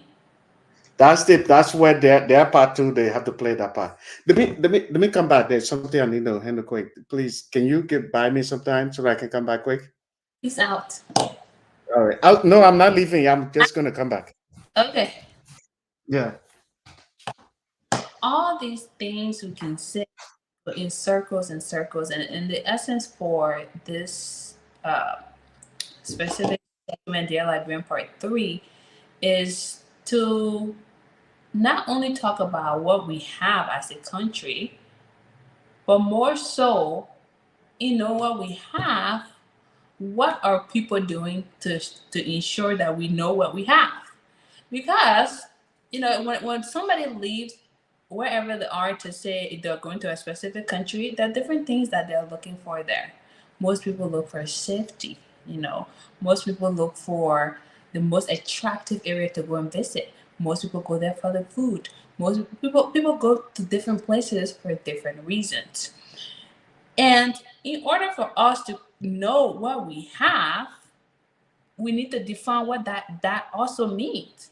And so Liberia does have all these beautiful things that we've talked about and this individual talked about and all these things, but we still have people in power that need to be held accountable for the safety aspects. We still have people in power that should be accountable for your electricity. We still have people in power that needs to be accountable for running what these are things that leadership should be doing. So now you go to our country and the person says, "Oh, I take these people there, and a lot of people have visited Liberia." But then there is the problem of sanitation, and the reason we are talking about politicians is because they need to work on this issue. Because when you go into a country, the first thing you see, first impression does count. It's very, very important. So if we have this issue of sanitation, leadership needs to do better about it. That is why we're talking about politics Yeah. here. That is the reason why. And like our Yeah. sister Annie said, I don't think the mayor knows his duty. And partially that they don't know their duty, or perhaps the mayor just don't want to know, remember his or her duty. Because the thing is, or they're not making effort of their duty to with I'm their duty. I'm in power. I got elected. I know exactly what I'm supposed to do, but I'm Mhm. just not gonna do it because nobody's gonna care if I do it or not. Yeah, And I'm always gonna get paid. So if I'm gonna get paid for just sitting down, why would I want to do anything? yeah. And I think the work ethic need to work too in Liberia or with those people, because having a good work ethic, it plays a big role. You have to know, you have to really be on top of things. You're getting paid to do certain work, you got to get it done. If we work out here, we know how it is. If somebody pays me to do this work, I go there with my entire heart to get it done. um, but you can say, oh yeah, you know why? That this one that my corner side chopping. So let me just do my thing. Or oh, I'm the mayor of the city. So yeah, I'm in the office and I have these people supposed to handle it. You're supposed to be the leader. You're supposed to be ahead of a leader, supposed to be ahead of everybody in things. You gotta be your manager, your other people, you gotta be with them. That's what we were saying. Like you asked that question, about, I think you asked that question before I left. And the whole thing, where would the people put the trash? It's all about the system. You first have your system. Then second, you start reaching out to people. Like, hey, we have dumpsters around you here. So when you get your trash, this is where you should put it. You are the And if watchdog of the store. and if you don't, what are the consequences if you don't? And that's when you become a real something to take action, because if you can put this in your dumpsters, then we will find you. And this Oh, thing happening everywhere. People, even if you have a house here, if you don't really take care of your house, the landscape and thing, city can find you. Or if there's a lot of trash in front of your house, I think the city can come and find you because you're not doing nothing about it. But the first thing here, that's why I talk about leadership first, because the leadership they need to play their role first. They need to give the people the opportunity. Every Wednesday I take my trash thing out because I know there's a truck coming. It's my responsibility to take it out. If the city doesn't pick it up, that's on the city. If I don't take it out, it's on me. So we all know our roles. That's why the first the leadership, then the citizen. And also this places like Liberia where we are not used to certain things, it really requires good leadership. People to come in power to encourage our people, educate our people. Like, hey, I know we are not used to taking trash every Wednesday, every Thursday. This is what you can do. Every Wednesday we will bring a truck. Just put your trash there. We will take it. We will also go around. We will have people going around the community picking our trash and and make sure you're still, yeah, and if you give me the fine, okay, yeah. you give me the Mhm. fine, and then I don't pay the fine, then what? Well, that's the thing where the system come in. The thing is, I can be corrupt and telling you that I'm gonna find you, because at the end of the day you may come to me to give me something and then Okay, let that that, fine go away. then you let's say I gave you something on the side, Hmm. and then you let me go. Then the next person gives something on the side, and then you let them go. The thing So is not working. it's just not it's not going to work. That Hmm. means that leader must be consistent with what is Hmm. being said. To A needs to happen to B. I don't care how hungry you are, need to happen to B, C, D, E, F. Because when all of these people can see, oh no, they're not going to take bribery, then they'll all fall in line. But before any of that happens, a leader needs to empower people. These people are not. They are just there as symbols. That is Yeah, it. yeah. And yeah, I mean you're right, Emma. I mean it takes a really good leadership to make these things work. It takes somebody who has a mindset that is far different, that says that, you know why, I'm getting paid. I'm not going to take any bribe from in. I'm not going to take any bribe in the city. But one of the things too, we need to educate each other on bribes. We Liberian, because people on corruption, mostly corruption. That's what I meant. Because people think corruption is more about going in the government account, taking some money, and you are corrupt. But they don't know the real corruption. If police pull me over and say, "My man, why you putting me over, man? Let me give you $20. Let me go," and they say, "Well, that thing means the little thing." They don't think it's corruption. So we need to educate each other. Do you think the person who takes money out of his or her pocket to give it to the police is corrupt? Both corrupt. Okay, thank you. Both corrupt. Yeah, The police corrupt, the person corrupt. I shouldn't give people money. But this is the problem too though. What if I leave the US now? I got to the airport, and for no reason they seize my stuff.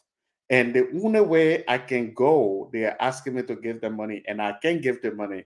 And I have no control over it. And so we have to look at it some way too. That's why some people were corrupt. They just say, all right, y'all want $20, let me get you $20, get my load, let me go. And so sometimes too, it's up to I, the first. it is up to you. It is up to you as an individual, but I think you stand by a conviction. Um, Mhm. that's why they say the person is hard headed. The first time I got to Liberia for a long time was 2016, and they were demanding so much. They call this, they call this, they call this. What is cold water? I could just easily give somebody $10, but I told them no, I will not. So, sorry, I'm laughing at the guy who said go water, go water, yeah. Water, and I sat there, and the young guy said, "You're gonna stay here for 3 hours," and I said, "Yes, I got time today. If you don't process my paper so I can leave, instead of asking for cold water, we're both gonna stay here. You want to go home too, right? And I want to go, but I got time today." After that time, he was like, "Wow, you." Every time he see me at the airport, he said, "This high, hey girl." I said, "Yeah, cause I got no cold water for you. It's Yeah, $10.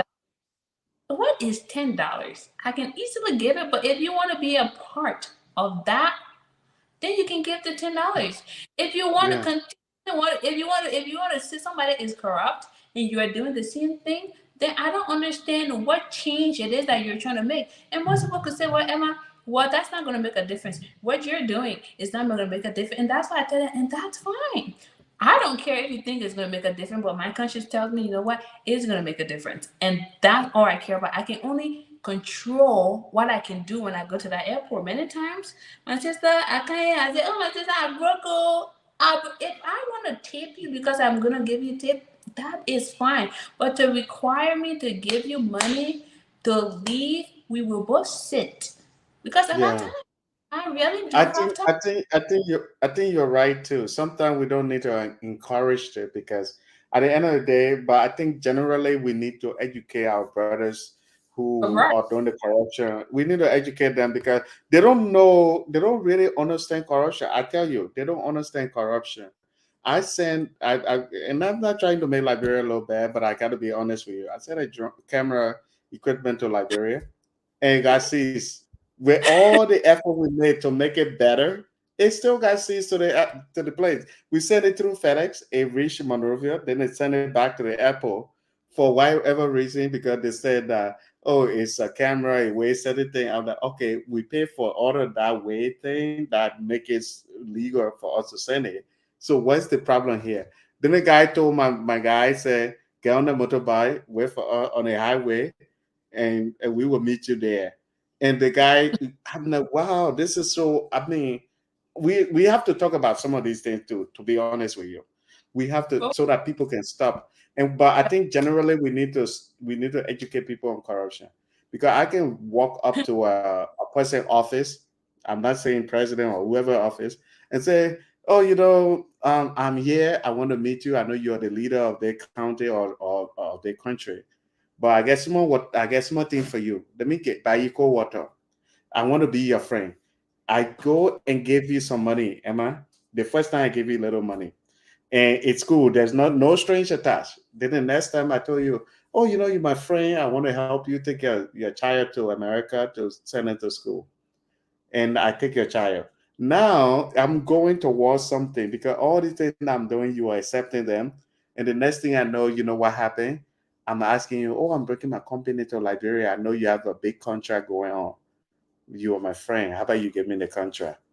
And because all these favors that I did for you, now you're like you give me the contract. All Let's these hope. things are, huh?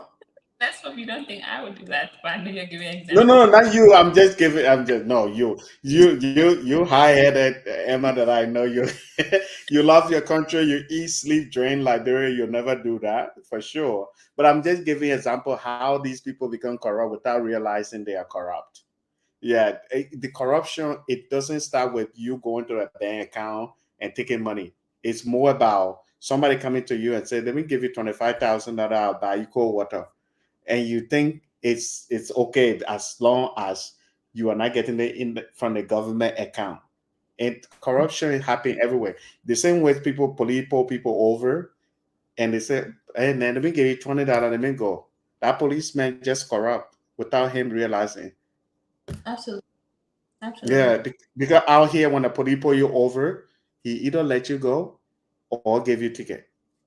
Those two things. They don't take $20 from you in LA. Try it. They were gonna. They were Oh, going they to. will arrest you right away. You're trying to bribe them. Anyway, let's just move on to this comment. Your Hmm. point, expats and people on the ground working together is key. I mean, we all have to work together to accomplish what it is that we should be accomplishing. In my community, this is the comment right here. I cried inside. Okay. In my community where I am building my house, I met the representative and asked about the road project. Do you know what his priorities are? Market, building markets. Okay, here's what I would say.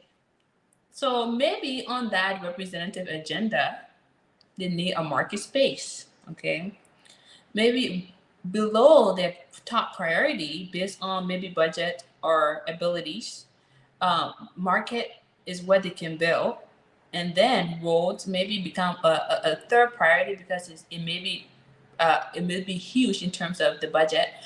So for this comment I laugh because they said I'm focusing on market. It's funny, but at the same time, maybe that's where the representative hand can reach.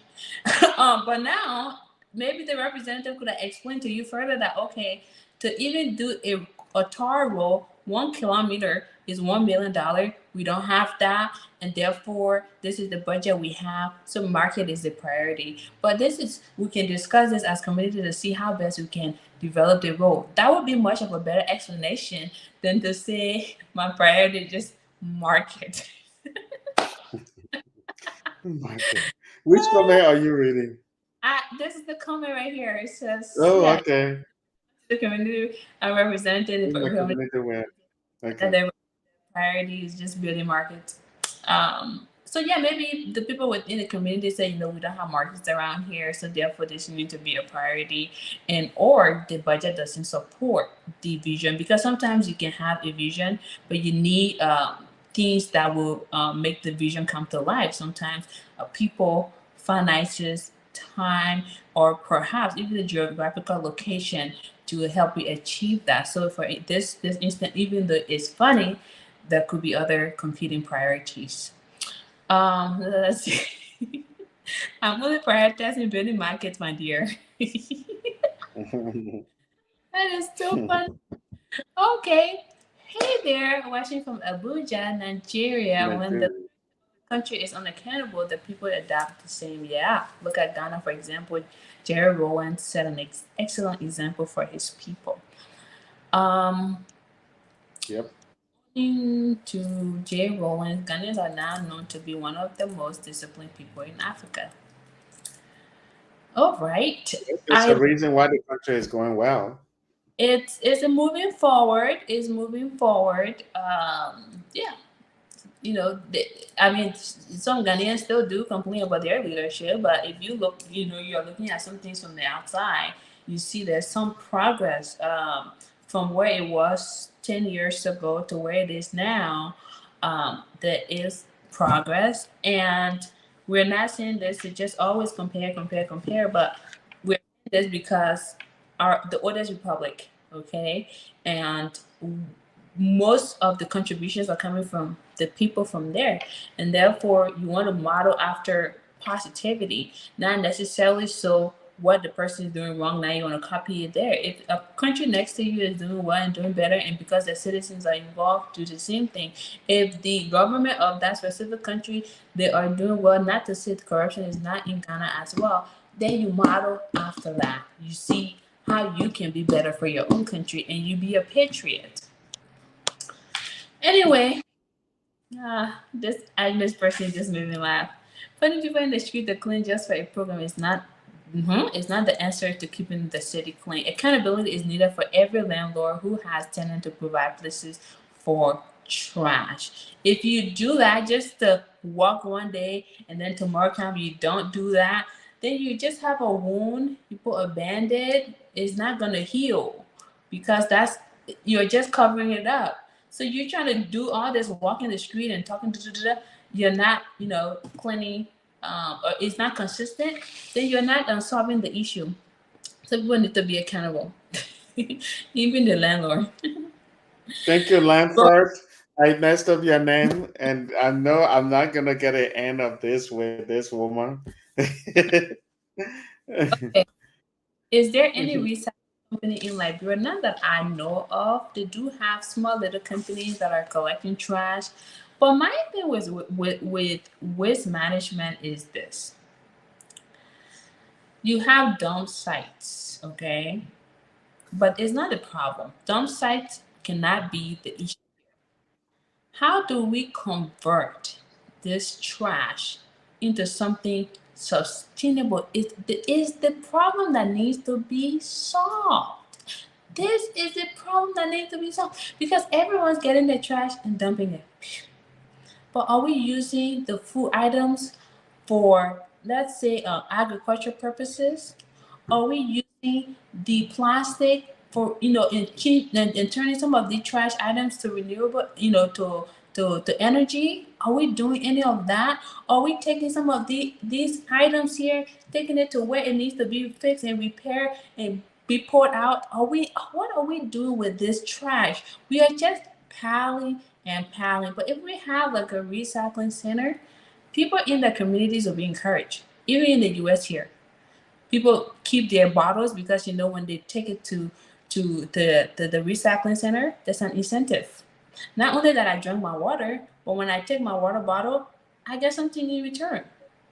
So there's Mhm. no recycling company that is doing that. I guarantee you, if we have companies that would be okay to take recyclable items, people in the community will be picking it fast, fast, fast, fast to take it there because they're going to get something in return. There's no incentive. And if you cannot incentivize people, they won't be engaged. I'm sorry. So therefore, we need that. Jefferson Sagba, what do you think? I think it's great. Before I get to that, I want to answer one question. I'm going through your comments. Sorry, you're driving quick.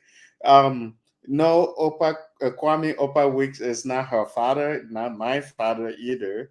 We just know this guy. He's report from Liberia. We used to upload his video from on Liberian TV network. But anyway, Kwame Opa Weeks is not and my father, not my Yeah. father either.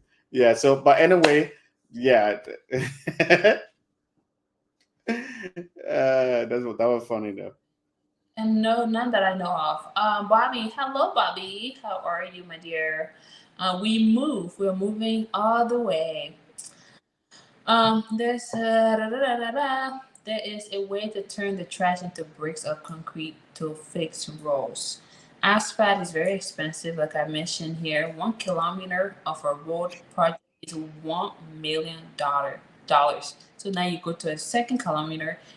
It this is a process that they try in India, to use the waste product to fix road. They are still really working on the system. It does pose some environmental issues, but it's actually really cheap. It's something that can be really looked into because if you go to some of the beaches over there, well, probably all of them, you still see like plastic coming, and that's another way to solve that other issue, right? And you bring this trash and look into how we can turn the trash into something that can help reward development. Again, like I said, there is some environmental problem or that it can pose, but again, it's beneficial now for the road development. So that is something that we can look into. But these projects are not cheap. You know, these are multi-million dollar projects. Unless you want to be like the lady in Kenya who started collecting all the bottles and everything and selling it to people actually in the United States, you'd be very surprised. I was reading an article, fascinated by it. This lady in Kenya is getting like recycles, bottles, glass, and selling it to companies in the United States for the sake again now for this whole thing they're experimenting on collecting recyclable items to see how they can make road out of it because asphalt is very expensive for roads. You can do that as a private entity, collect all of this and find like a buyer for it, or perhaps even Liberians can use it. But you can turn your trash into something that could be very beneficial. Okay. We are building a research company in Liberia. Thank you for solving our issue in advance. Cold water, yeah, yes. Everybody, That's what the corruption we were talking about. even if the place is cold, somebody still asking for cold water. I'm like, why don't you ask for warm water, my dear? Yeah. My battery is telling me it's gonna die soon. Okay. Corruption is so bad that I think Liberians think it's normal. Exactly. Hello there. Hey, Opa. What? That was a I mistake. think that That was when he was trying to ask that question if Opa Kwame was your father. my dad. No, my dad currently is in Liberia, but that's not my dad. I don't pick crap on the airport. Yeah, exactly. It's same here. Like, all of us can joke. I go to Liberia to visit my sister. I say, what's up? What's up? My sister, what's up? And then they'd be like, oh, you brought your sister smoking? I said, I ain't got nothing. I'm broke. You broke. Okay, you broke. I said, yeah, I'm broke. And I just laugh about it and bye. If I feel like giving you tips, I will give it to you. But to feel like I'm obligated to give you something, nada. And let me tell you, it's not just like, bro, they do this in Ghana too. In Ghana, they're just discreet, okay?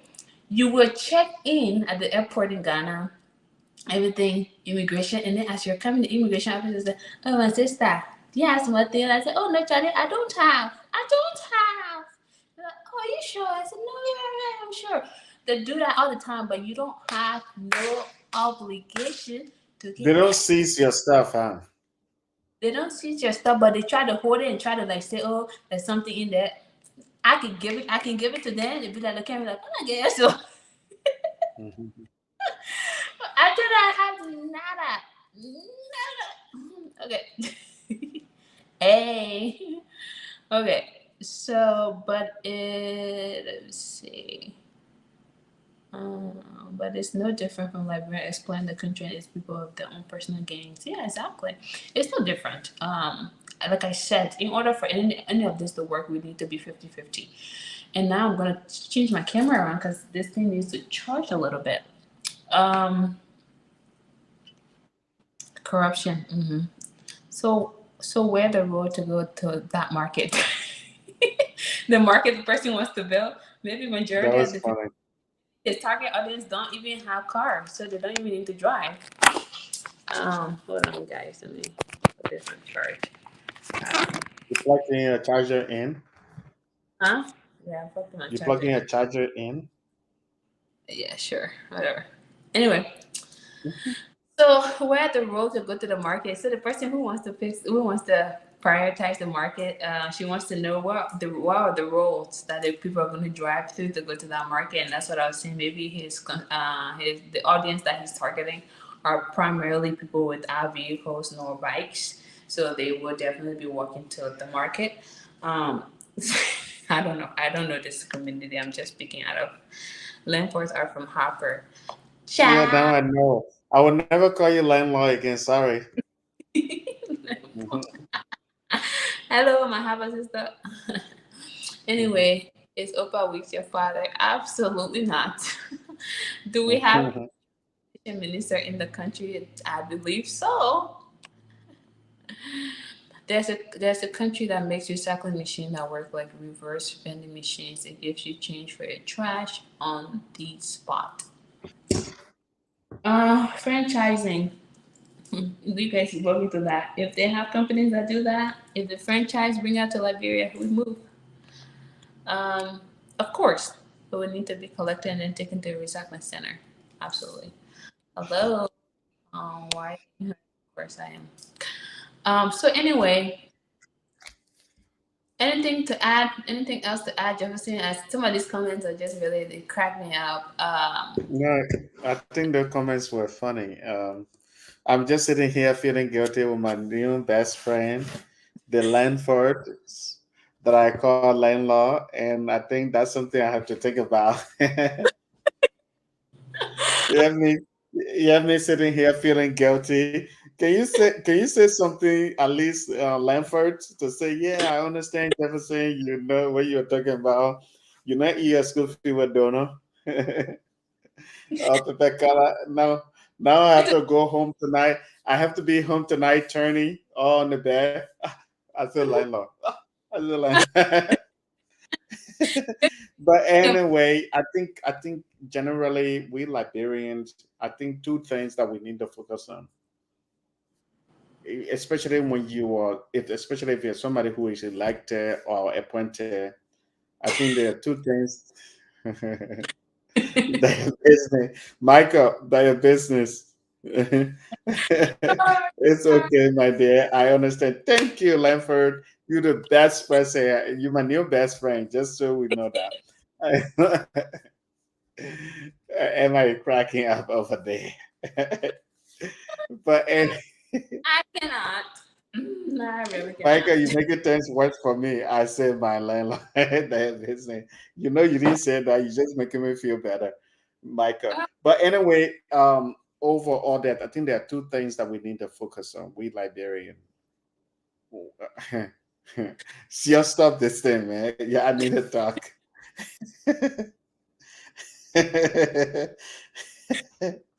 Michael, your problem. You're creating problem. I need to talk. All right, I'm gonna keep it. I'm gonna hold it in.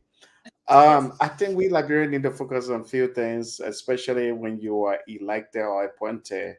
You need to have legacy. You need to think about patriotism. And you need to be a patriot.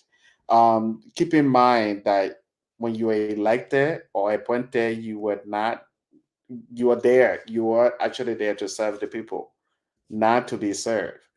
And that's just the modern type of politics and the modern type of thing. You are not king or queen those days when people used to be served.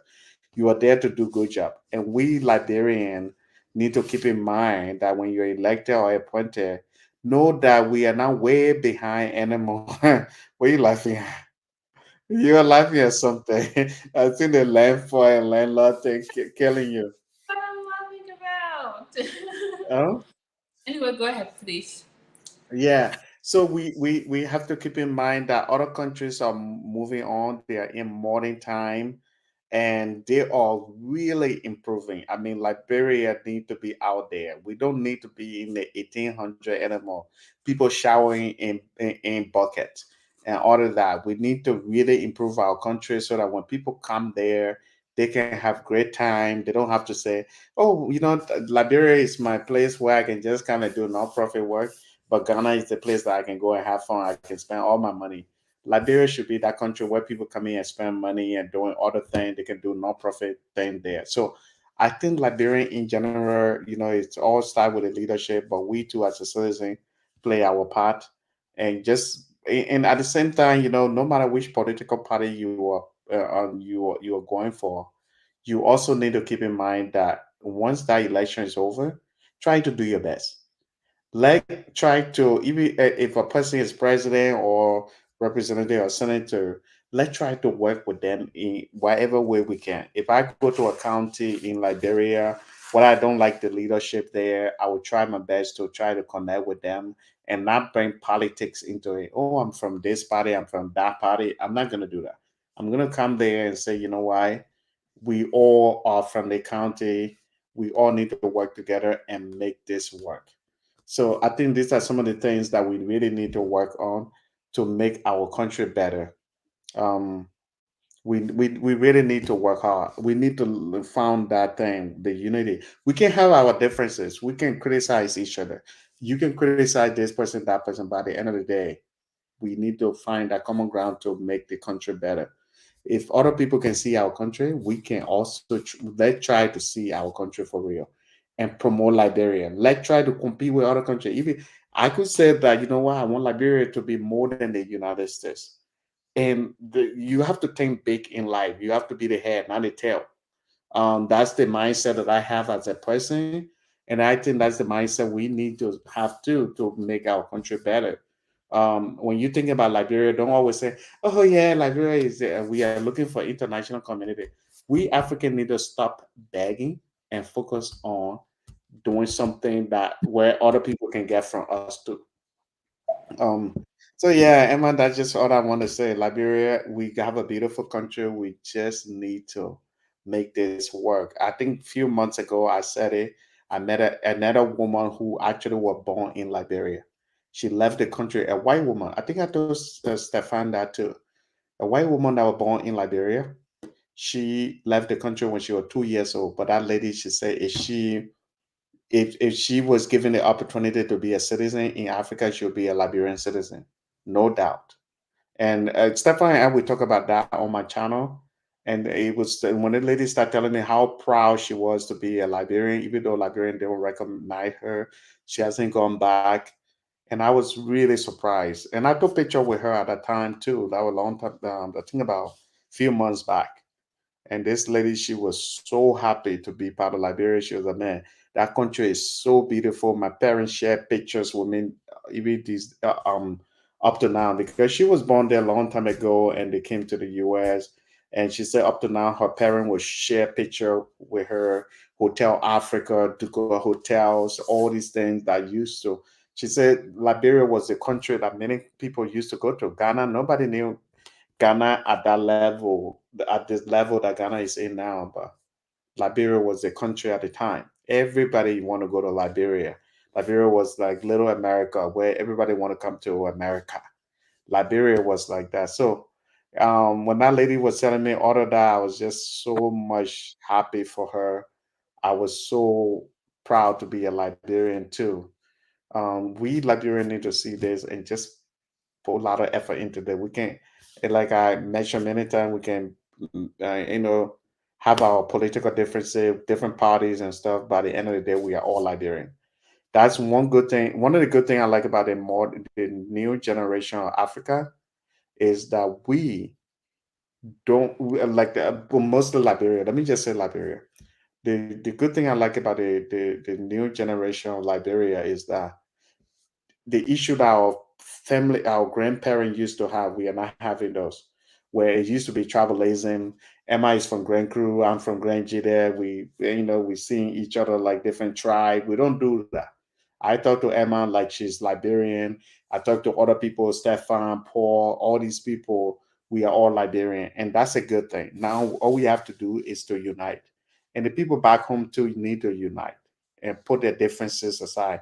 When we Liberians get together, matches happen. And there are good Liberians that have been doing good jobs. And we are Liberian, we are very smart, we are strong, we are this, we are that, but we just need to work together and make the country better. Like I say, it starts with the leadership and the citizen can get involved. Emma has a YouTube channel here that promoting Liberia. But when people go there, like, they should be impressed and say, this is the country, and then feel like, man, this country is great. I want to come here again. So, and that's just all I want to say. When it comes to Liberia, I just talk too much. My mom run, get a chicken, something.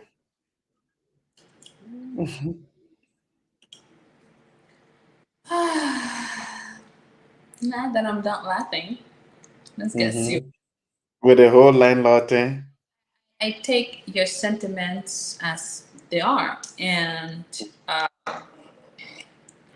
Only us will determine the success of our country. And yes, leadership needs to be held, they should be held accountable for whatever decision they make for the country. People should be patriots, as you rightfully reference. Um, it is with that, the love for country, that we will continue to see progress. Um, and it is love for country that will allow us to say, let me not be negative today. Let me not be negative tomorrow. Let me just be quiet, or let me spread positivity. Let me make an impact. Let me be involved. Let me understand what I have. And this topic is Liberians don't know what they have. It's not only we're not only talking about the physical aspect of the country. It's more so you have these things, but what are you doing to show that yes, these things are very valuable to me? How are you improving some of the sectors? How are you improving even the agriculture sector? How are you improving tourism as a person? Because these are some of the things that you can pitch in on to have the country looking the way it should be looking. How are you contributing to the society positively, of course? How are we doing that?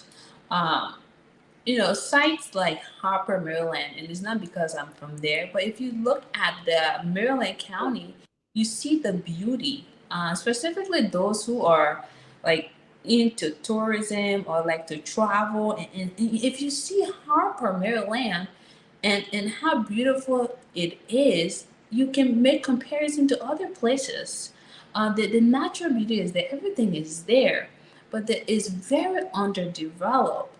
So how do we turn this place into $1 million making area for people to come and explore? We as people can do that. We can look to government to focus on tourism. Yes, tourism should be, should be focused on. That's why each government does have people in roles and people play their part.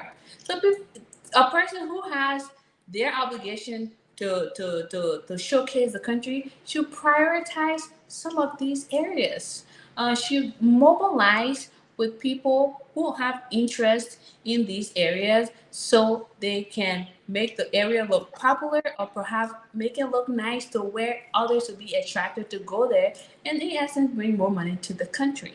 So we have to look at ways to improve these sectors, whether we're looking at private entities or even looking at foreigners, okay, whatever coming in, we still need to get these areas moving. Because I want to be able to go to Maryland one of these days, and showcase the place. Um, so you summed it up. Well said. And we can sit here all the time and talk and talk and talk and talk and talk and talk and develop with some of us grow gray hair. We just have to do better. Like the parable say, you don't know the importance of the river until it runs dry. You will not know the importance of Liberia until it's taken over. And by Mhm. that, it'll be too late for you. So if you can play your part now, you should start playing your part. But before we move, let me read some of these comments, and I'm gonna Yeah, skip. I knew you're coming to the comments. Michael, You're somebody else. Mike, I'm gonna skip. I'm gonna pretend like your comment is not there. You can read it. I don't mind. Read it. Read it. We I, laugh about that. I say my landlord. You, Michael, you're a problem. I think that's funny though. I like that. I like the comment. oh my goodness gracious! All right. So it says, it is okay, my dear. I understand. She understands. She understands. Okay, Well, she's she okay. understand. That's why I like her already. She's my new Cool. best friend. I already said that. She's really cool. Okay, so She doesn't make me feel stupid, so I'm good. this experience, Liberia says, also the government needs to scrap all the cars on Japanese freeway. It is bad for the soil.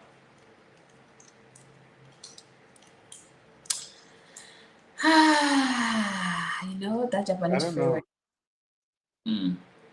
The Japanese freeway in Liberia, like I Yeah, think yeah, somewhere. that's they're heading towards Durabel area, St. Paul's area, like all those areas, the Douala Hmm. area, And Japanese the freeway. government needs to strike the cars. All the cars Mm, from on the road there. This is not good for the soil.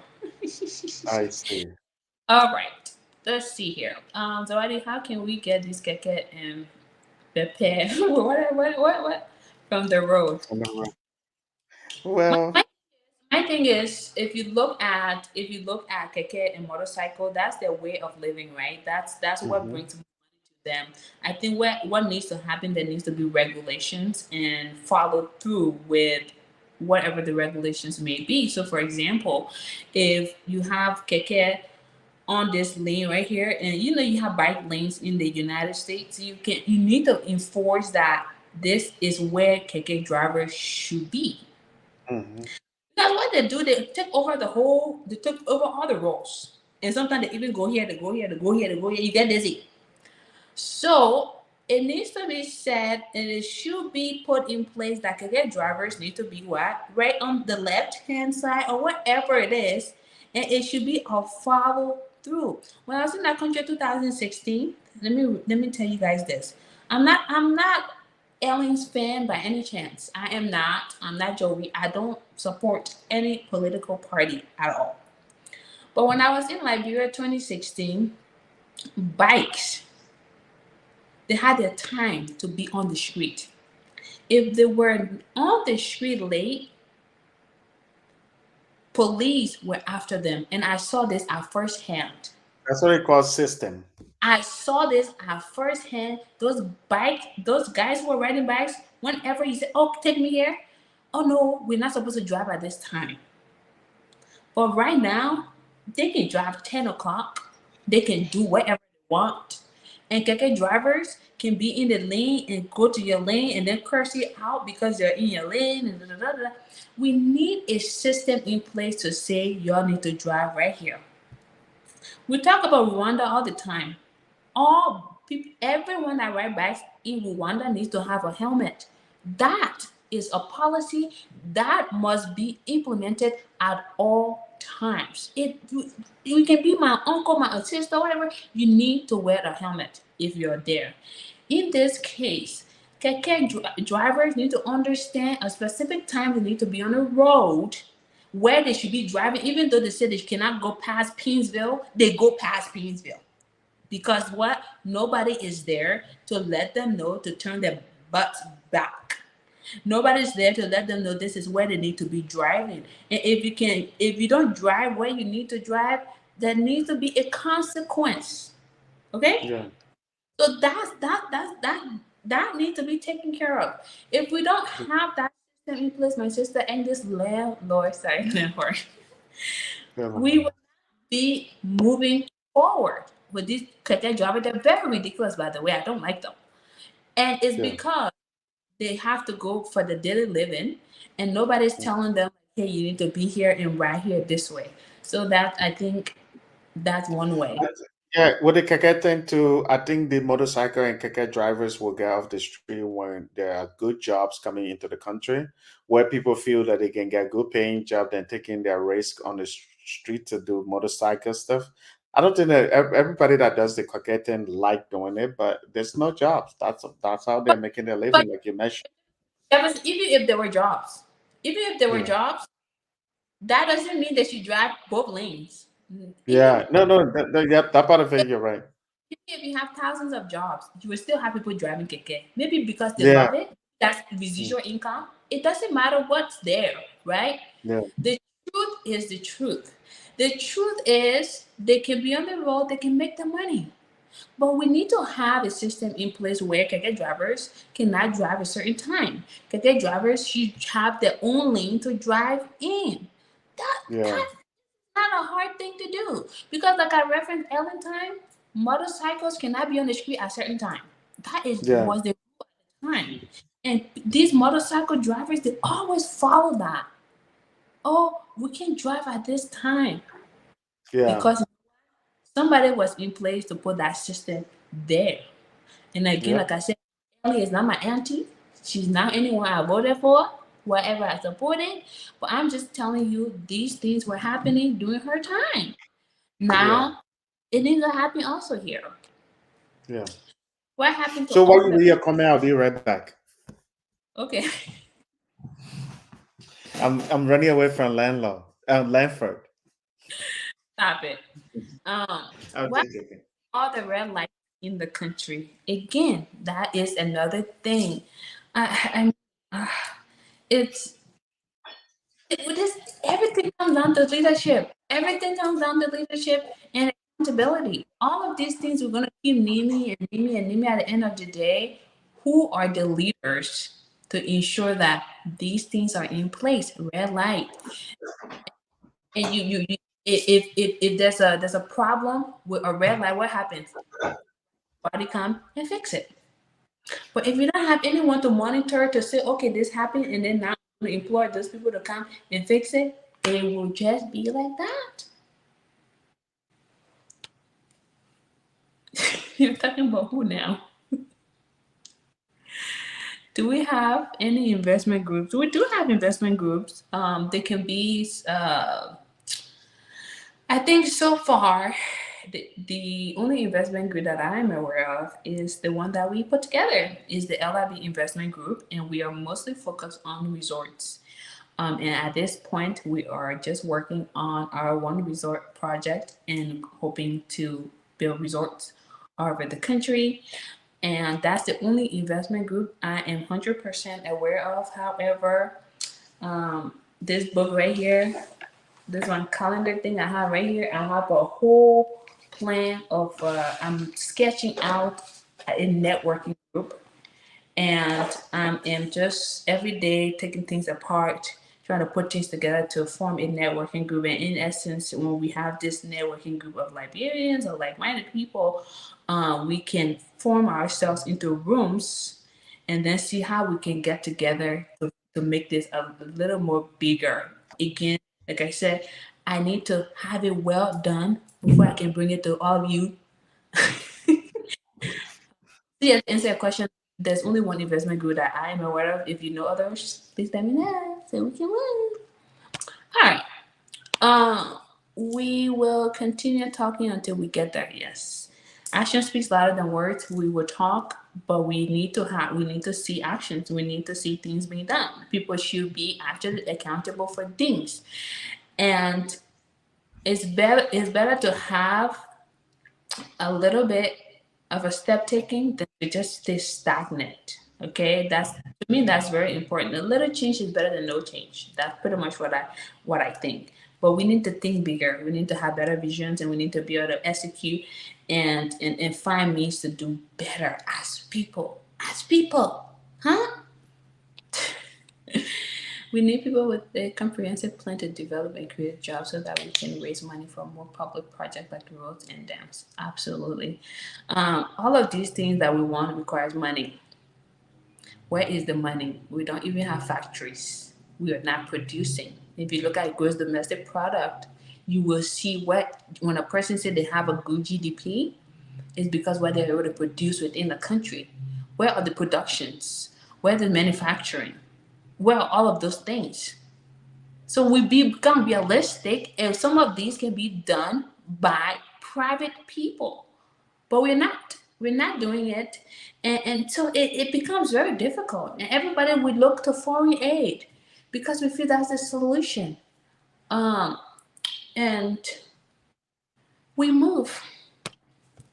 Liberia needs a recycling center and create jobs for the people along with the factory for recycled goods trash into. We talk about Liberia needs this, Liberia needs that, Liberia needs this. What are the solutions? What are some of you guys who are on this? What are some of the things that we can do? Somebody just asked about an investment group. I mean, if you guys can redirect me to an investment group, I'm interested to know more about what they're doing there. Okay, but we don't have these things. I personally, like I said, I only know one. It's called LIB Mutual Investments, and that is something that Sapphire and I would discuss. We talked about it, and we have investors within that group. We are a gradual, progressive group. Nothing's going to be built in one day time. That's the investment group that I'm in.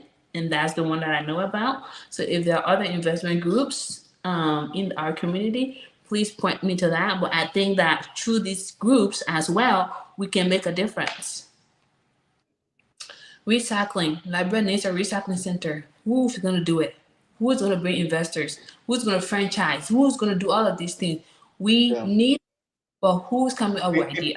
And I think all the thing that people are suggesting, these are really great things, but at the end of the day, it's almost like you're pointing finger to somebody, but the four fingers are coming back to you. So at the end of the day, we are asking these questions. We are asking these questions like, oh, we need this, we need that. But at the end of the day, who do you think gonna make it happen? We need to make it happen. That's To why make the four fingers are coming to us. Like if I'm saying I'm Jefferson, like, oh, the people need to do that, the people need to do that. I'm part of that too. I need to do it. I need to make it work. So when we are talking about investment group, if there's no investment group, hey, why can I form investment group? why can't you do that? Why Yeah. can't So you? I like these suggestions. I like what these people are saying, but at the same time, we also not need to forget that all these things that we are suggesting, we have to think about that too. We need to evaluate these things and say, okay, is this for government or for ordinary citizen? Because at the end of the day, government can do it all. And let's be Mhm. fair to the government. Let's be really honest with the Government government. to Government, all yeah, government to meet yeah, citizens. Government yeah, need to yeah. meet where they Yeah. need to meet. If you see every country, 25% of the job are government job, but then you have I'm just saying and they come stuff popping out of my head right now. But 25% government job, but then you have the whole 75% like citizen jobs. This means all the private companies investing and all these things. So if you're talking about investment group, you're thinking about oh recycling center, all this or that. We need to ask ourselves too, this is a great idea. This is a great idea. How about we go to Liberia and do it?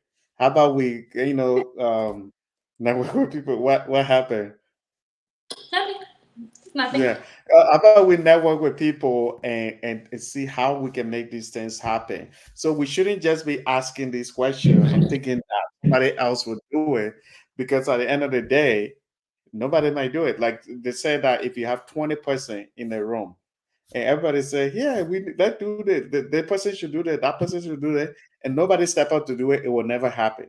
Never But if happened. you have, yeah. So right now, if we are saying, "Oh yeah, we Liberia should be clean," one person should take a step to do this, and nobody do it, it will never happen. So my thing to all these people suggesting, I think this is a great idea. You guys are very smart, but at the end of the day, we also need to ask ourselves, who Yeah, gonna do absolutely. it? Look in the mirror and reflect and say, is this something Yep. that even if I cannot physically do it, is there a way to join a networking group of investors or people Yeah. who does franchise or people who are into recycling? Hey, can I pay to go and take a class? Da da da. All of these things, it is something within your control. You can know you can contribute towards. Then you should rightfully do that. Yeah. Yep. Really just need a good amount of independent business owners who create a dozen or so jobs at a time, the right industries, I think the finger is pointing at somebody that I know. building in a self-sufficiency. To say we really need a good amount of independent business owner who create a dozen. Somebody created a dozen of businesses already. Some people. But But Michael, it doesn't have to, it doesn't just have to be with somebody who just create dozen of businesses. I think also it could be ordinary person who just want to create this type of business and go for it. But your idea isn't wrong, but I'm just saying that it's sometimes it's if there's because the person who created dozen of businesses, they need to really focus on that dozen of businesses. So you that haven't, like me, that haven't created dozen of businesses, maybe it's about time that we create something. Then just sitting here running my mouth. I'm just talking about me. Yeah, I can create something and give that person who created the dozen of businesses a little chance to manage their dozen of business. Yeah, but I think what you're saying, it makes sense. I'm just saying, yeah, yeah, we need to, but what are we really doing? Yeah. Scale your business. The more as you scale your business, the more need for employees and all of that. So I mean, if we're looking at employment and all of these other factors, then yes, we need to create jobs, whether it's through business formation or however other way we can have people in the field or even training wherever it is. These are things that even some of these people that are commenting can actually do. But are we really Yeah. doing are we looking at self, or are we trying to partner with people that are in these spaces to create jobs? Do we do that? These are the questions that ourselves. As you said, we should stop waiting for the international community to come to aid and try to do it ourselves. Yeah, having helped those themselves, I still try to find it in the Bible, but that is a good saying. I still need to find where it says having help those who help themselves. But Yeah. again, I think that if you are able to look, take a look at the bank, for example. The last when I was before I graduated with my master's, I went to the bank, Bank of America specifically, and I wanted to take loan for Starbucks. I wanted to have my own Starbucks franchise, and the bank asks, again, like I said, I was a student at the time, and the bank said, okay, 300,000 you're requesting, okay? How much do you have in your account to show that we should give you $300,000 loan? My point here is you can go to foreign countries for aid, but they want to know what you've done for yourself. And what can you do for yourself? It is only for yourself you can do before someone else can aid you. If not, you run the risk of losing a lot. Because if I'm coming in as a foreign company to Liberia, and you cannot offer me anything, my interest level could be 50%, and you still have to pay because you're not offering anything. Now, if you had something to offer me in return, my interest rate could probably be 12%, and maybe that is something that you can sustain. But asking for aid is not a solution. These people are going Yeah. to get, but they're going to take so much more. So you need to work on. You need to bring something to the table, and that's why I talk about production, manufacturing all the time because it's very vital. Jefferson, the world population would double, and especially the population will be coming from Africa by 2050. Which means if you have an increase in population, you will have more people to feed. In America and other modern countries, there is very limited land space. So there's no farming for them to produce food for the masses. Then you go to Africa where there's the land for farming, and then take it down a notch to Liberia where there's the space for farming, but we don't produce. So if you are producing mass production in such a country, you have something to give, Yeah. not just to international communities, but Yeah. to your own community because your population will increase. The African Yeah. continent increase in population and will be Yeah. more hungry. To Yeah. alleviate or reduce hunger, you go back to what? The agriculture sector, where you Yeah. have massive land to plant and give to your people. Because I can say to export, because you need to feed yourself in order to feed other people. You Absolutely. base. So then you think production to be able to at least have something to show. But we lack. Yeah. Even with we still lack in this sector. But this is the problem too that I have. We can say all the good things about Liberia. We love our country and all of this, but there's certain thing we can say too in this way. There, for some reason, we are so strong and hardworking. We can get things done, but for some reason, we always try to be dependent in a way that every little thing, international community, every little thing, even our own issue that we should handle between us. Oh, we are looking for international community to come. When it comes to investment, Oh, we hope that investment will come to our country. Oh, any little thing. I mean, I've said this on other occasions that if you watch the documentary called "Men Who Built America," a lot of those men who built America, they are Americans. The country you see today, there are people who build this country. There are people that from here, only maybe few percentage of them from different countries. And what I'm trying to say, in order for our country to develop, we don't need to always depend on other people, aid, foreign aid, this aid. We need to now focus on being dependent, independent in a way that we can do it for ourselves.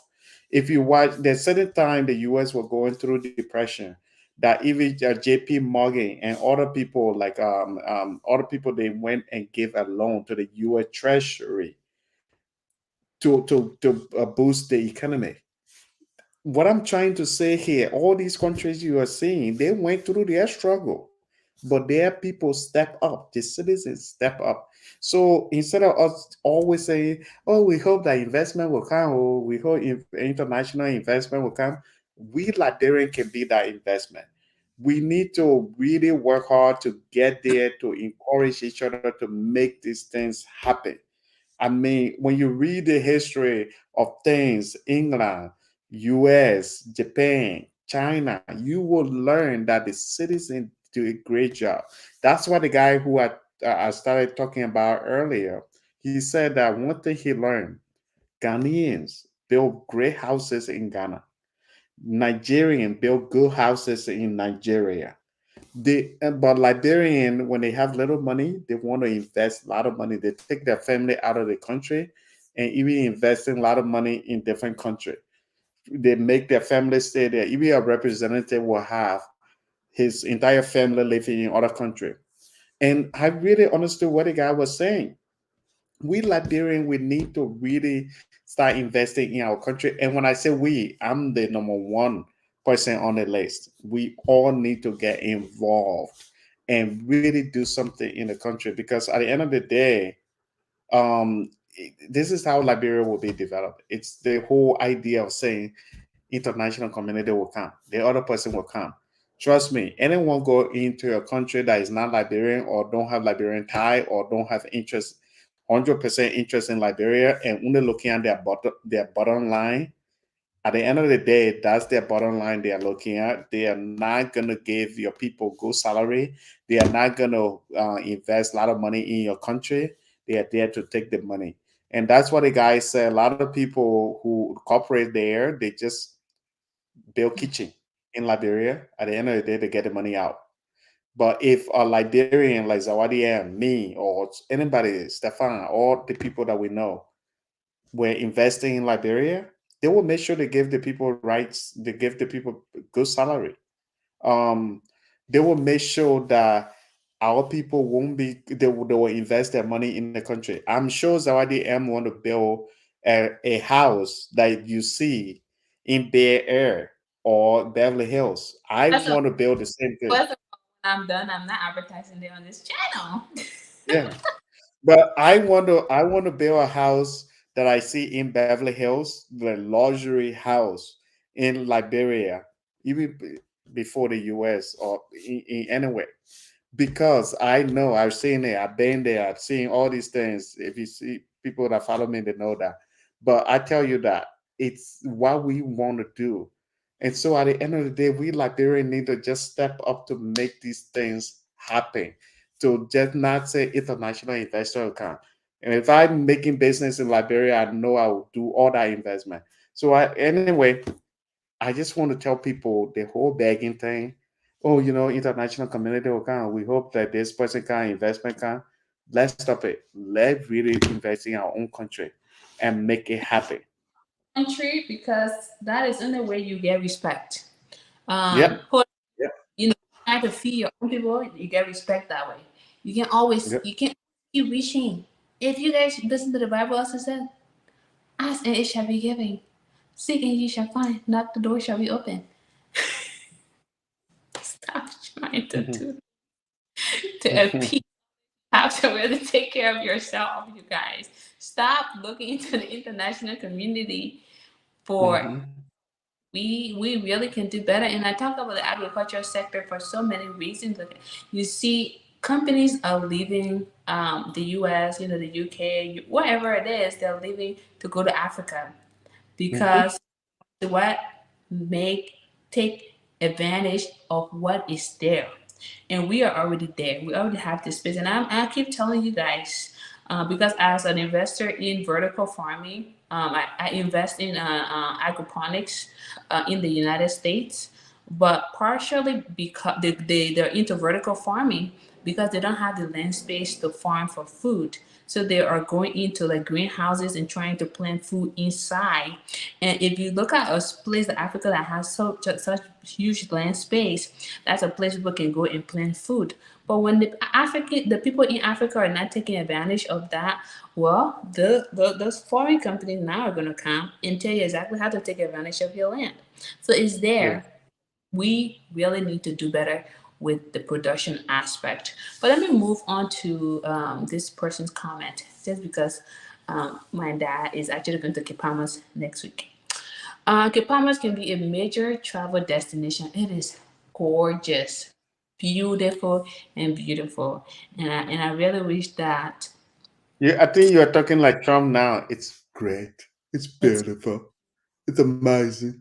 it's It's great. great. It's the best I ever seen. It's, but yeah, Kipamas is nice. My grandma talks about it all the time. My dad is going next Yeah. week at this point, and Oh, I wish a lot could be done with that. When we get the money, we should invest in industrial jobs so we can create, Chris, the things we currently have to import and become more and more independent. All right, Sawadi, I took my business partner to Harper and he fell in love with Harper, but the road is the problem. Yes, yes, that's the yes. problem.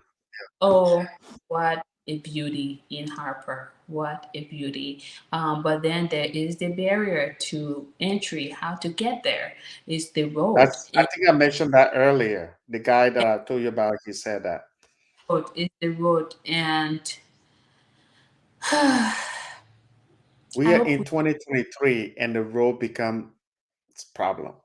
People should take a road trip to that place and have great time and spend their money on the way going. It bring more money to the country. God help us. Agnes, what kind of business were you looking to do? This is what this person is asking. How hard is it to cover the sewer drain to keep trash out? That's just his poor planning. Yep, leadership. It's crazy because the lack of technology should mean more employed people doing the jobs technology would normally do. But who are creating these jobs? So where are those jobs? Anyway, it's not a rocket science, so my dear. I wish it wasn't. Please do not turn Liberia into a place with serious natural disasters based on poor infrastructure development. Liberia Investment Group. If you find one, let me know, okay? Because I'm confused. I don't know what the group is. Do Liberia have an actual landfill to accommodate trash? If so, where is it located? There is one, Berners Farm. Then there's one around the St. Paul's Bridge side, which is the Po River. There is one at the place called Nindowing, which is around Bentown, and the Mangibi Upper Mangibi Belt.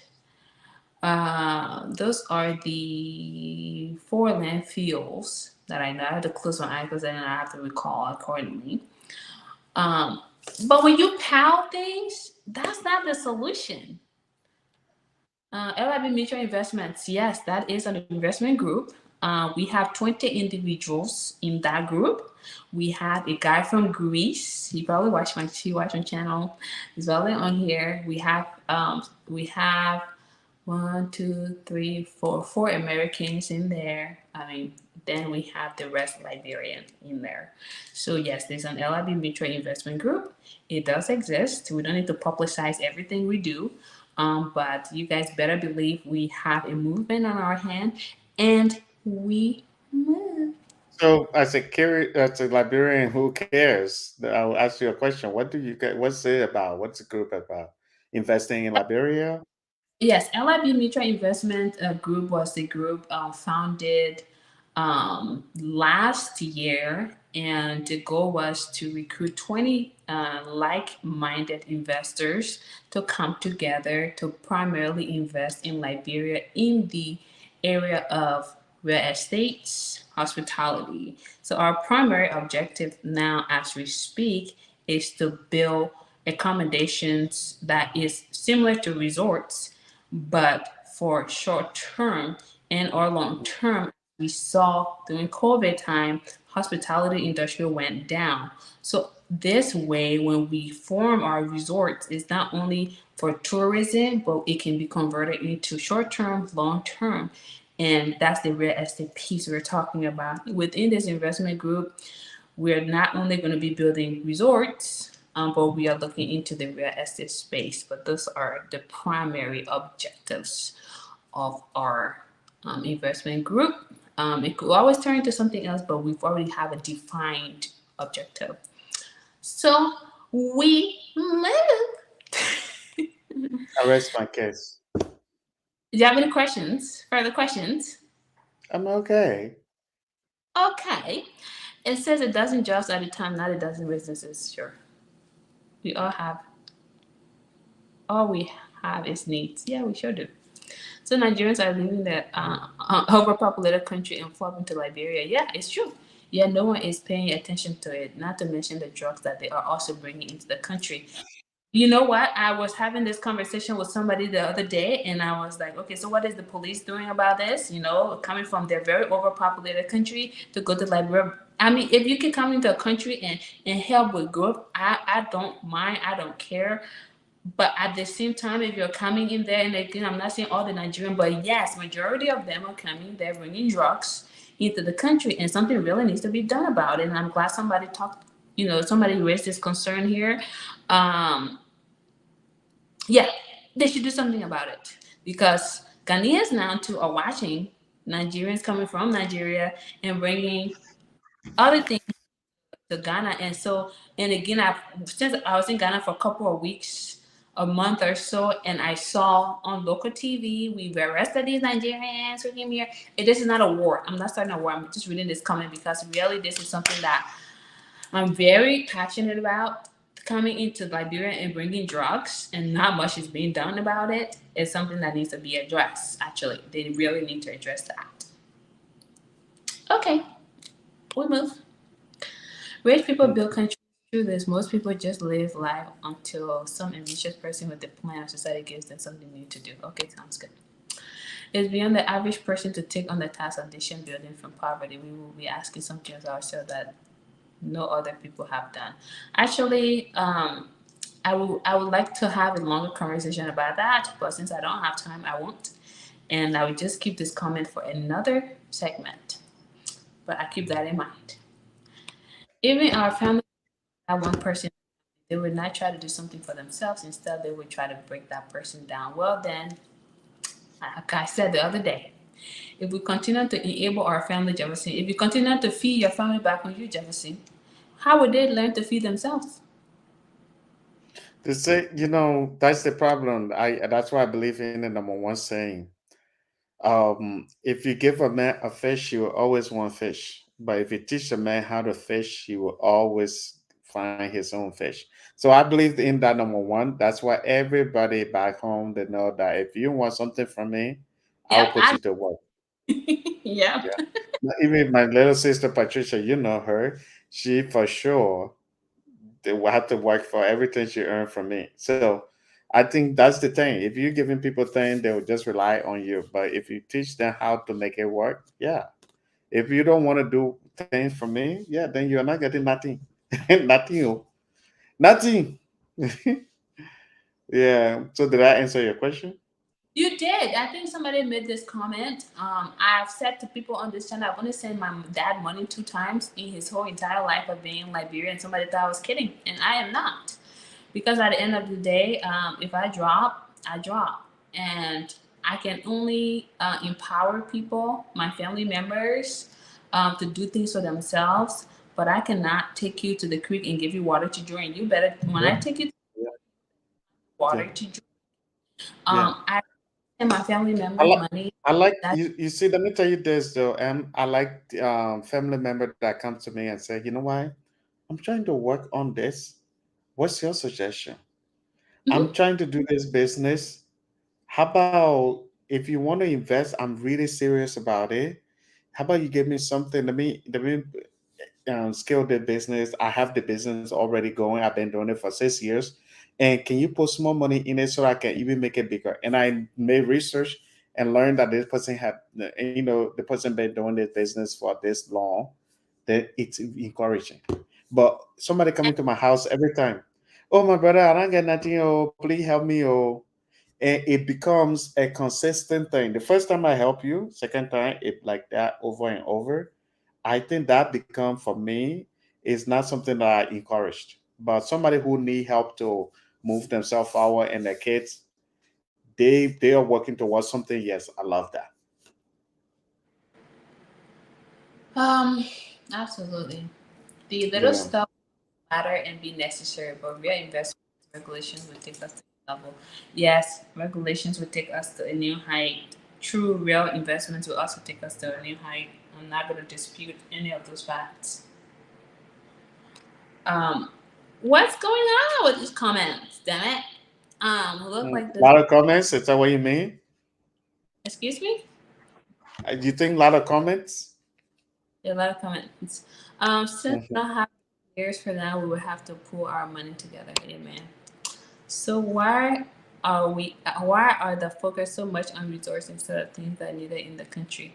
Well, actually, real estates is just our focus, focal point because it will one create jobs and also bring ROI that we can then put into other aspects of the country. So if you're talking about this sector is not important, who defines what investors see as important? We have done our own feasibility study in specific locations that we scouted are areas that are going to be okay for our investments. And so that's where our focus is. And we also have other people who are looking at the agriculture sector. But like I said, when I come on here, try to propose investment groups and things like that, I can spread myself too thin. So if you have better ideas of other sectors that we need investment groups in, you can form one. You know, for the resort thing and real estate, I came up here. I say I'm looking for 20 investors. I had a discussion with Stefan. We came up with this, and we have an investment group primarily focused on real estate and hospitality. If you guys want to go into agriculture, nobody stops you from forming an investment group. You can see that as a sector that is very vital to the country and form an agriculture investment group. You can also fund an investment group that focuses on production. These are things that will all of us bring jobs to the country. So in hospitality, real estate, you are still going to be hiring more and more people to to work in those areas. So we move. Sector is my favorite word. Actually, sector is not my favorite word, but okay. But I want to give two credit to I want to give credit to two people on this live, and I really appreciate them. I think they're doing a great job. Sorry, I didn't mean to cut you off, but Rose and my favorite person Agnes. I don't want to say the last name because the last time I said the last name I got in trouble. But I think the both of them are doing great job, and the 4D4 also they are really doing good job. Yeah, I've been observing. They've been commenting a lot, and that means they've been watching the show for Very, this very long. okay. Agnes, Liberia experience too, getting involved into this, and it's good to see these comments. I mean, Yeah, yeah, there's in an active comment, people are thinking, people are asking the right questions, and even those yeah, that may disagree with or we may disagree with, these are still active questions that are being asked. yeah, yeah. Um, our previous people were doing good before the hateful war ended it all. My uncle owned a farm. I, oh. I know. Back in the day, histories. Hmm. There are people in the interior that are not from Liberia building farm, building places that there are making money off our country. Yeah, people like I know a couple of people from. I know I hate to keep referencing Ghana just because I know a lot of people from there, guys. That actually left Ghana and they actually live in Kimount, Grand Kimount. They're fishing, they sell fish, they do fish farming, and very profitable for them. They're not Liberians. They come and capitalize on that, and they're doing well. They thrive. They spend their money. We live. All right. So I think those that are in power don't want development for Liberia. How did you travel to other country and not be fired to improve Liberia? Yep. Oh my God! This person took the words out of my mouth. The thing is, I always wonder. You travel is you get to the airport of these countries that you travel to. You see how beautiful the airports are, and the roads and everything. But then you are okay coming to your country, and it's not up to standard. Yeah. I'm so troubled by this. I think the Complete. problem is these people see these things, but the main problem that really affect them, they cannot separate the what they see from that country. They cannot separate that from corruption. And it's like corruption get in the way a lot in the poor countries like Liberia, and that's the problem. Like a lot of these leaders, they are easily. That's why I said we need to really educate each other on corruption, because once people understand corruption, they will know why. A person who's supposed to be paying a lot of taxes, they are not paying tax because they bribe you. So they are easily going through stuff without, and all of these things affect what they could have done. And it all boiled down to, man, like that's what that guy was saying. He was like, you know what, you can even work for government. If you have your own business, you don't even worry about the pay, because there are great opportunity in Liberia. And but these people, they don't do this, they didn't take it, they don't take this opportunity. So when they become government official, at the end of the day, they just focus on the corruption, and at the end of the day, they get affected some of them have vision. To be honest with you, some of them have vision. But once they get in there, they see how much money come in. The person become their best friend. The person fool them to become their best friend. And yeah, that's how it is. I mean, somebody be your friend and say, I'll take your child to America to go to the best college. And then later the person want your favor. Hey man, can you let me go on this? And then it's go through. So for me, at the end of the day, they have vision. They see all these things, but corruption really affect them in a way that they don't follow up on some of the things they see.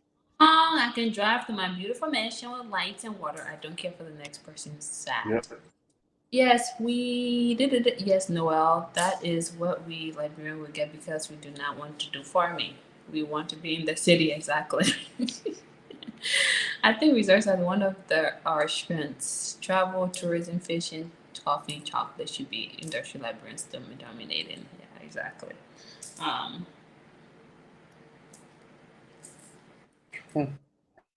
All right. Yeah. I can't wait for you to reach that comment, because I want to say something about it. Tourism is key for Liberia. I don't disagree there. Playing to our screen is making good on the advantages we have as coastal West Africans. I again right there agree to that.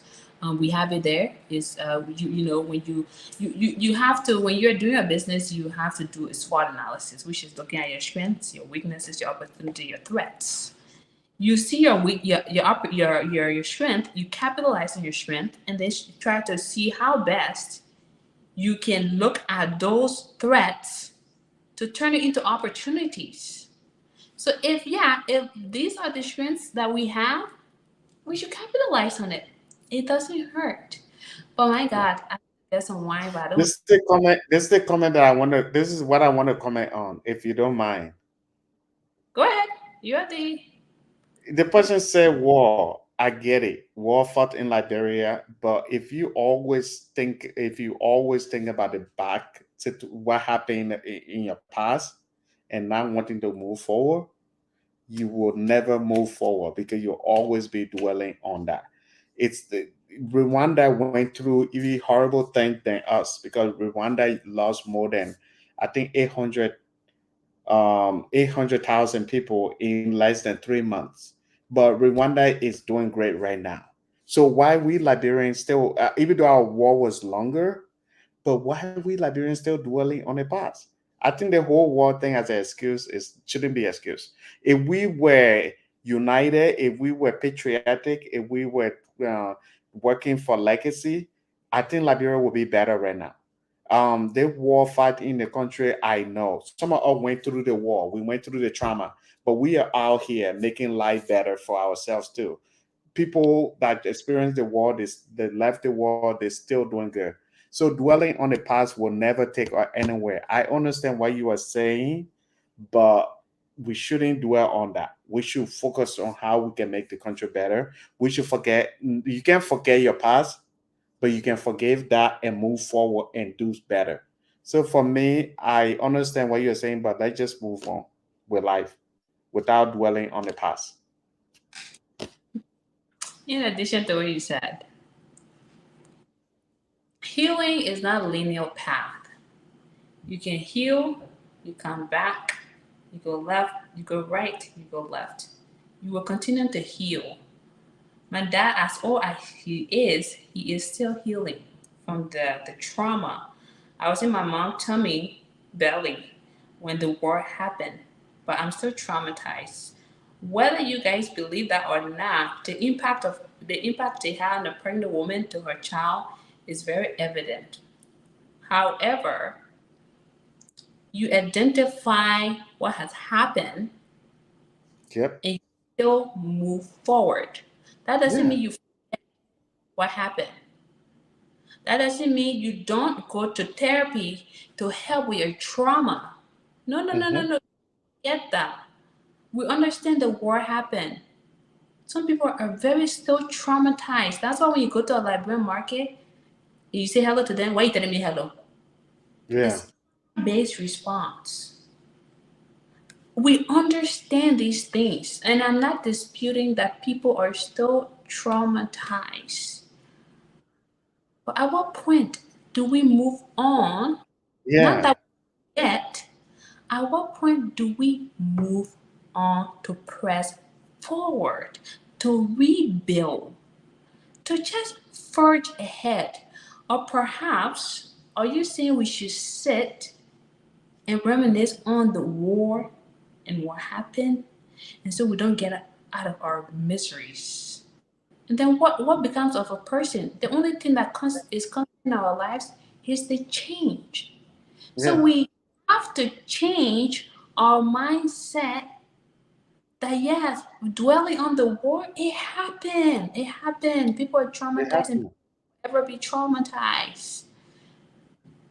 But then Yeah. how do you move forward is what we have to discuss and try Yeah. to do. Because even It, if you move forward, you will still have memories from the past. And that's why I say healing is not linear. You will come back. yeah. That's what the people say. You can forgive, but you can't forget. However, this for not forgetting shouldn't really affect you in a way to not really focus on your future. Liberia, I think Liberia and Liberian, we still need to talk about the war. We still need to do it's part of our history forever. But at the end of the day, dwelling on that will not take us anywhere.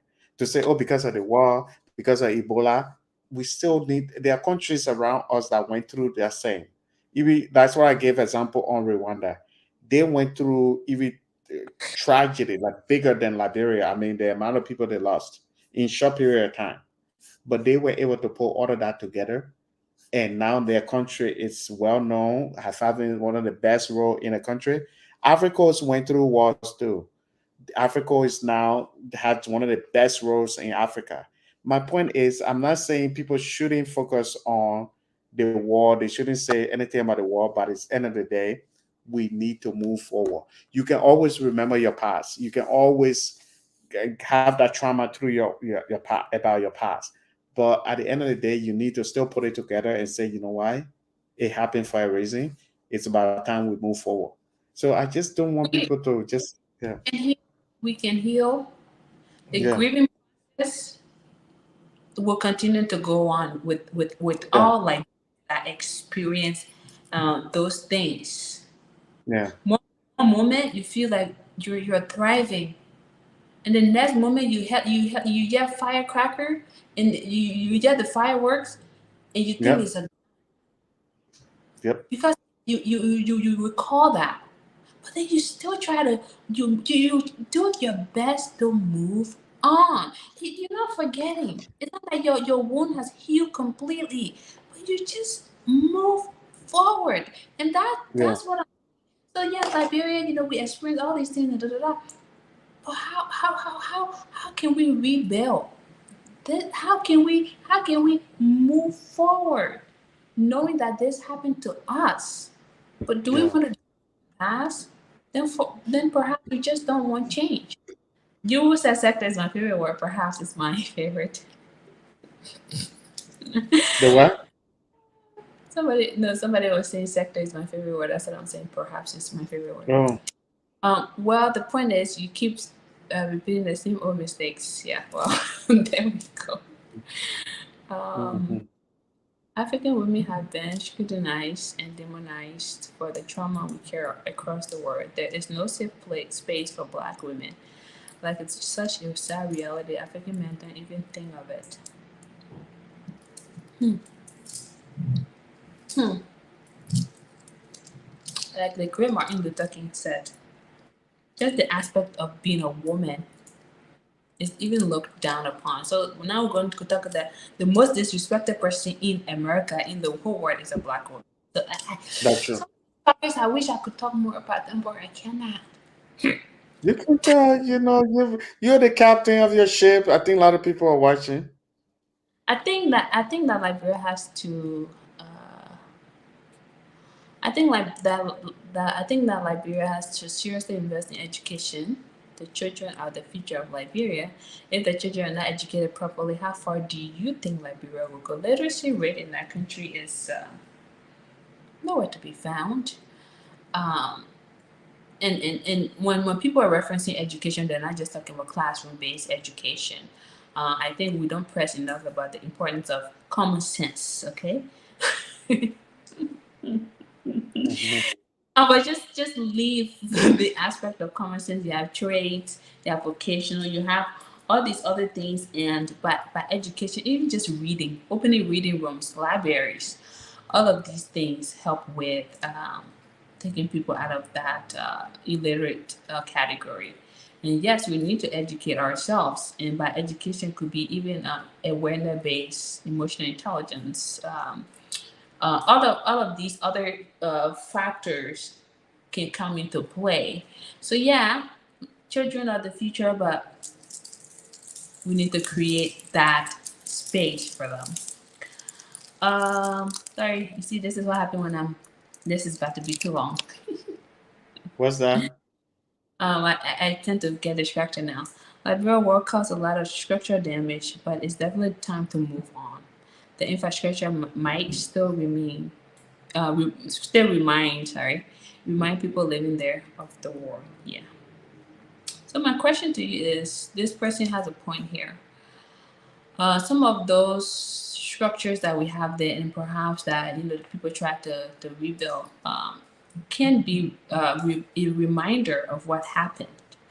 Do you think we should break those structures down?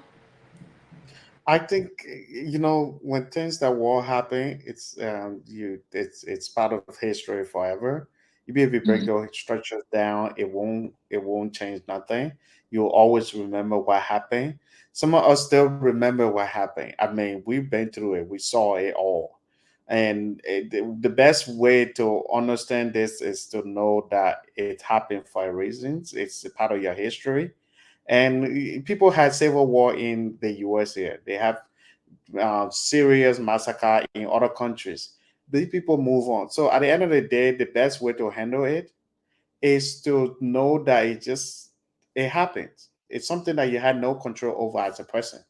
And breaking down the structure won't help you. All you have to do is to understand that it was just what happened at the time. And also Liberians need to put time into understanding what happened. I'm not talking about the tribalism part of it where you're blaming this person, that person. It's not it. But knowing that, understanding that, at that time, people weren't understanding each other, people weren't on the same page.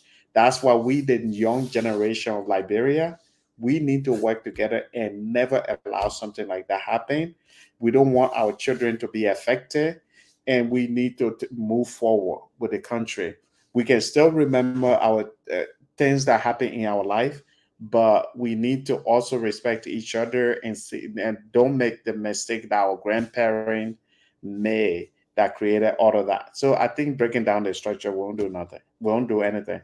Ducal Hotel, people remember Ducal Hotel forever. It's gonna be there. It's damaged now, but how? What can we do to make to restore that? I mean, we just need to look at the future. I mean, I'm saying this when many people who saw me in Sino, who saw me in Grand Jude saying this now, they'll be like, man, that kid went through horrible stuff. And he's saying this because at the end of the day, what can you do? You can bring it back. You can take the bad, the person who I watched my own. I'm saying this now. My own grandmother, I watched her. She got beat to death in front of me. Would I? Some of the people who did it, I want to go to Liberia and say that should be war crime code. What would that do for me? I mean, at the end of the day, it's just that. But you just have to think about it and say, you know why it happened. It's part of my chapter. If I were writing a book, it'll be in the book. But let's just move on with life, and we Liberians should make sure that this never happen again. And that's what a lot of countries are doing. That's what a lot of people are doing in other countries. Let me show this. I will never want my kid to experience what I experienced. And that's my thing on that. So you don't think those? You think you think the structures can remain? Well, we can just redevelop the structure, or we can be like other countries where they turn the structure into tourist attraction. They become a history sites, visited places, or write something about it where people can go and visit them, make it a big tourist attraction, or we can turn it into something else. But at the end of the day, I think we will always see that. Even if we break down the structure and build something else on it, it will always be part of it. The church, let's just say the church, there's a church that is remembered forever. I think that was in 1990 or when the AFL went there and massacred people in that church. And a lot of people, that church is still remembered up to now. If you break that church down, you burn it down, you remove every stone in that place, people will still remember that spot, no matter what you do. So the idea of saying we will break down the structure is still not going to work. Uh, will you also say renovation is okay? I think renovation in a better way, if that has a big thing on it, like for example, that's why I gave example on that church. If that church can be turned into tourist attraction, that we can build something really good on it that looks so beautiful. When people go there, they will say, "This is the history of the church. This happened at this time." There are things that happen in Liberia, April 6th. This happened, that happened. We can turn this into a positive thing. There are places today when you go in the US, people remember those things during the Civil War. There was this Confederate group where at this level, this is where or there's certain thing remember in certain part of the United States where the Declaration of Independence was signed. Do you know how many people die at that place? But they made that so possible, they made that so positive that people go there as a tourist attraction. There are places in Germany now people can go there to see. You watch that movie. What's that movie name? I forgot the movie name. Sabibo.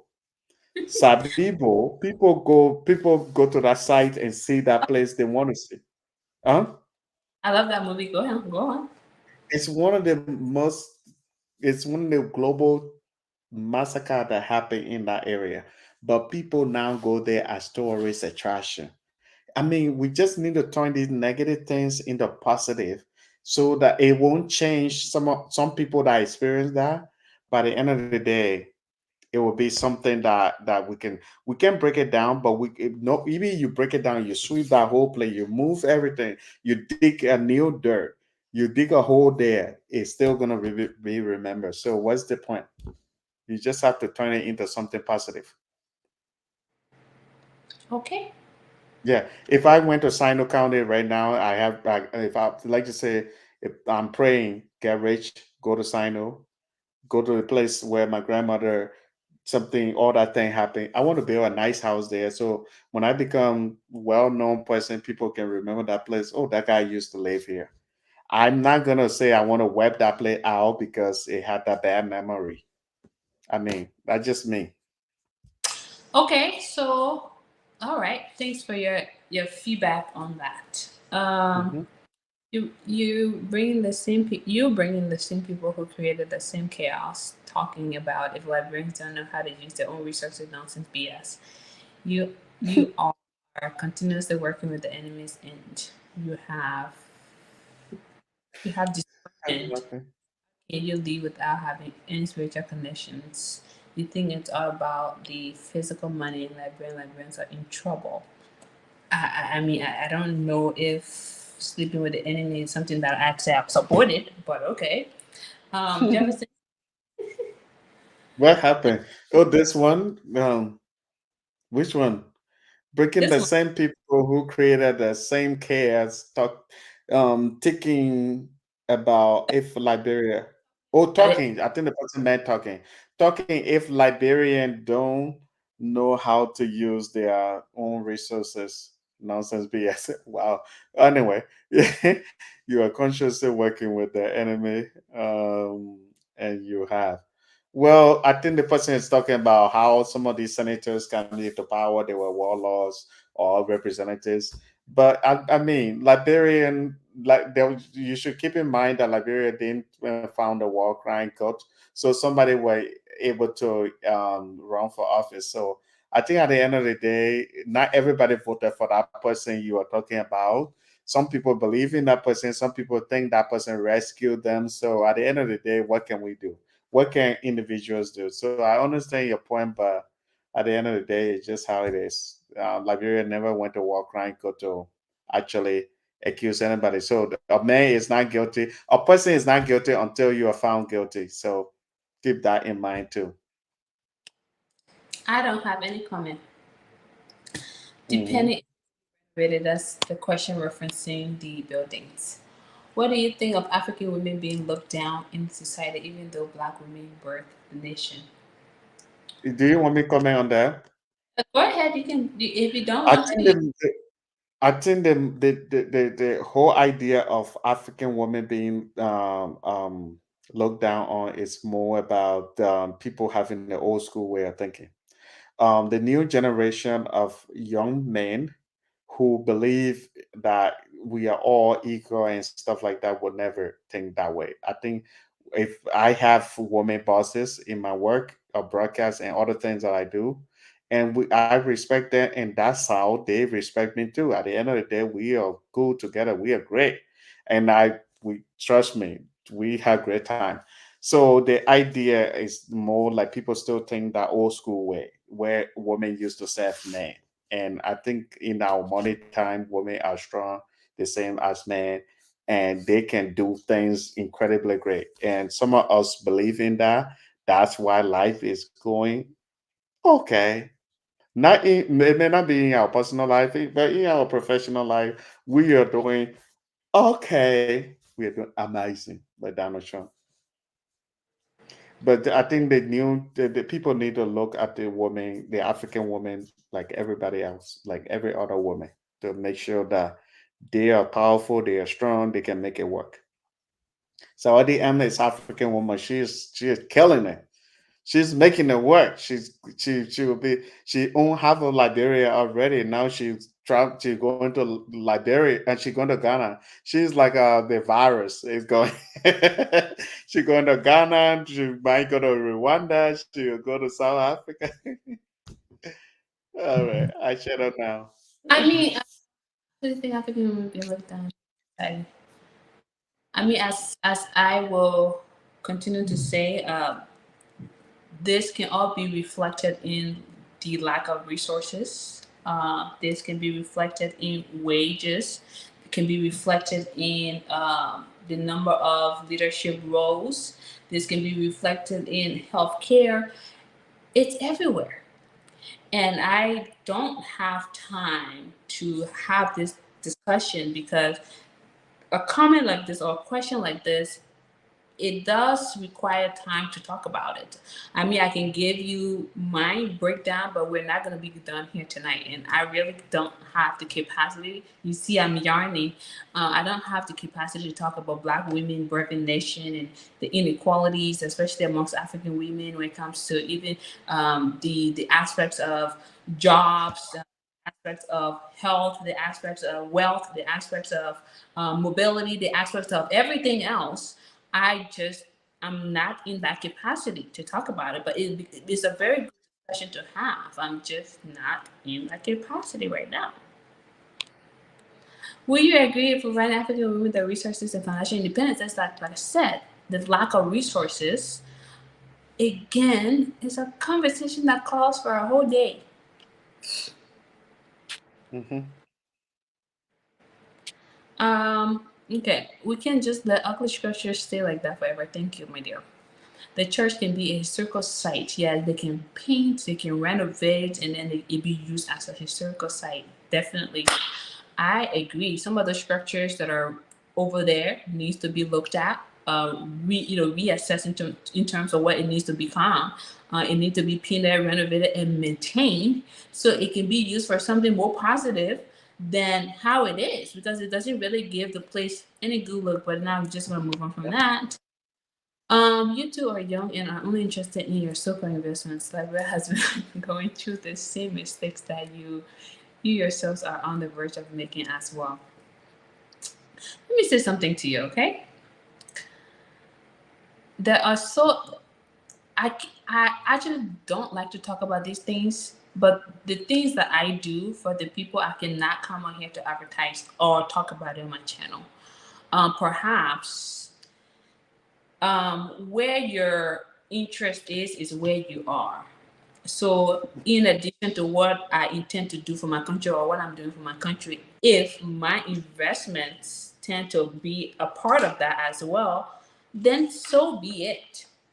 But a lot of people who know me 100% knows I have Liberia at heart, and that's it. Yes, do I have businesses in Liberia? Yes.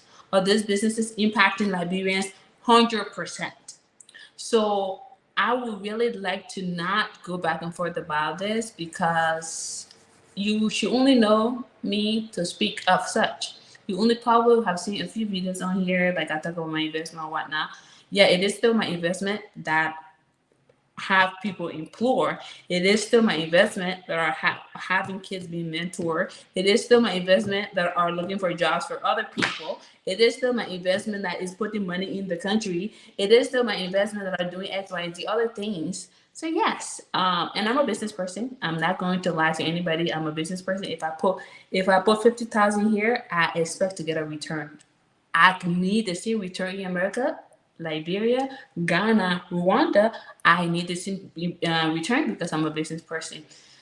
The difference though is the amount of investment I put in my country, because I want to see my country thrive. What I talk about on this channel is to encourage people because I want to see my country thrive. I want more people to go to Liberia. So it's not only just self interest, okay? Self interest would be I go there, take money, all my money, places. That's what that is. But when I invest 80% in this country, I don't think that's self interest, because honestly, I could look at other aspects of that's a lot of risk.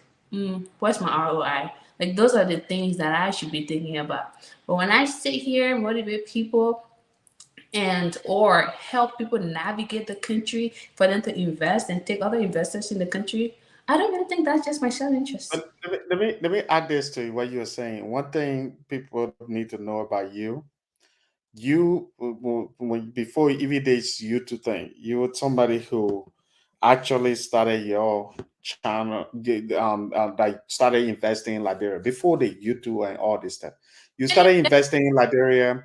You could have wore Gucci and all these fancy fashion stuff, but you were spending a lot of money in Liberia because you care. Actually, it's not so much about the money, and so people need to know this at some point, that you actually care about the country. Is not so much about the money. It's because you care.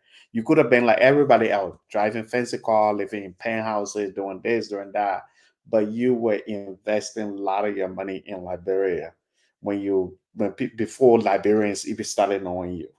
And Before so but they even know now, they would never even know half of what I do there. They would never know because I don't advertise on this channel either. But prior to YouTube, people didn't even know what I did in that country, and I want yeah, to continue some of what I do there to myself only, and that's it. But if this person thinks that money drives it, then I mean, I could actually purchase the home here, right? All the money that I spend there, I could do fixer uppers, sell it, get money. Just all my money, all the investment that I'm putting in Liberia. If I were to invest it outside of Liberia, you probably know my net worth. Man. I think that person doesn't follow you. If they were following you, they won't say that. That's the case, but you know, these kind of people are the ones that really drive me to do better for myself. That's why I say that the doesn't know you, they don't follow you, because if they follow you, they'll know. Everybody that follow you, they know. And those that don't follow me, that know me outside of YouTube, knows. Yeah. It's okay, but it's not. This is okay.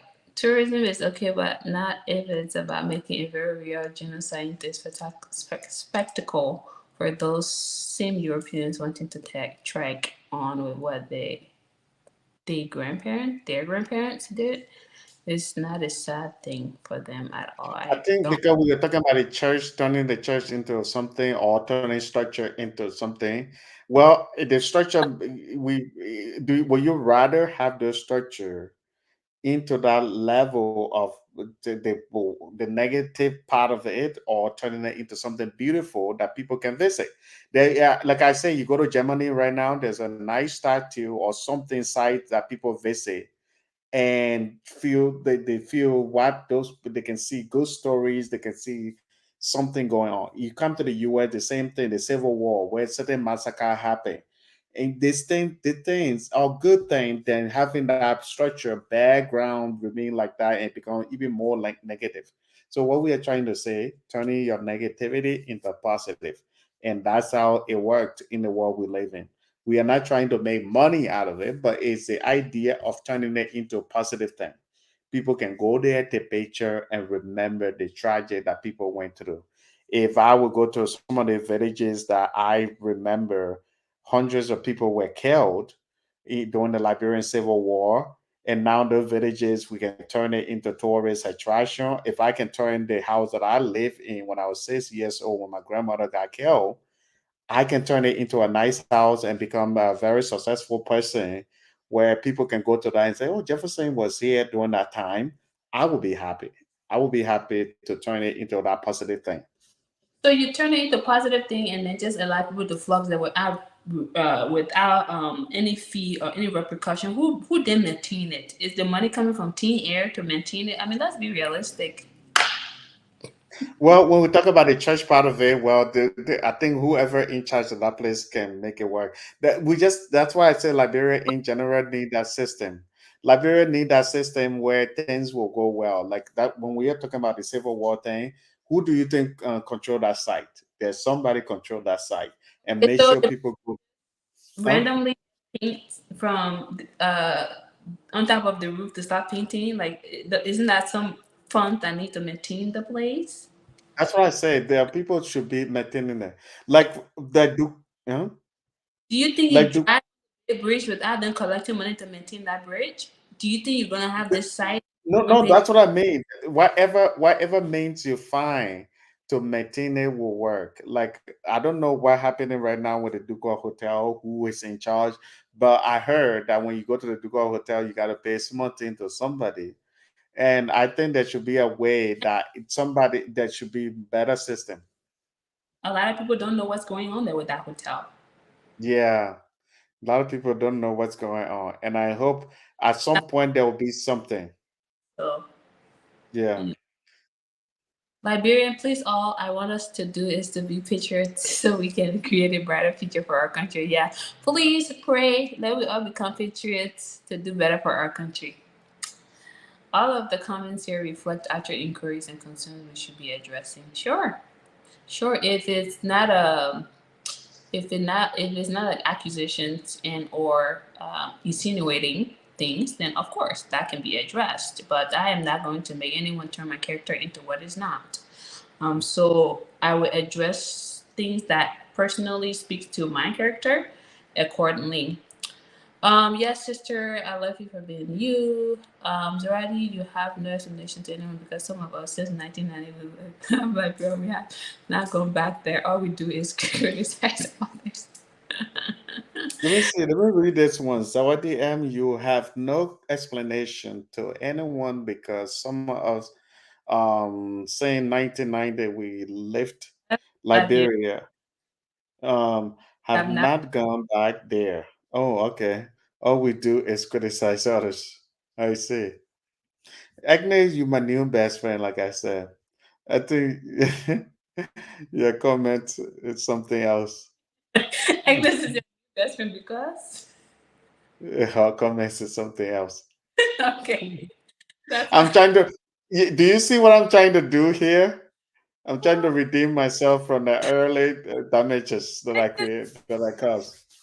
Literally letting you know that we have to be patriots for our Yeah. country and move the country forward. So yeah, um, yes, Sister Clockett, thank you. But anyway, it really has been a pleasure to speak with all of you. Jefferson, you have anything to add?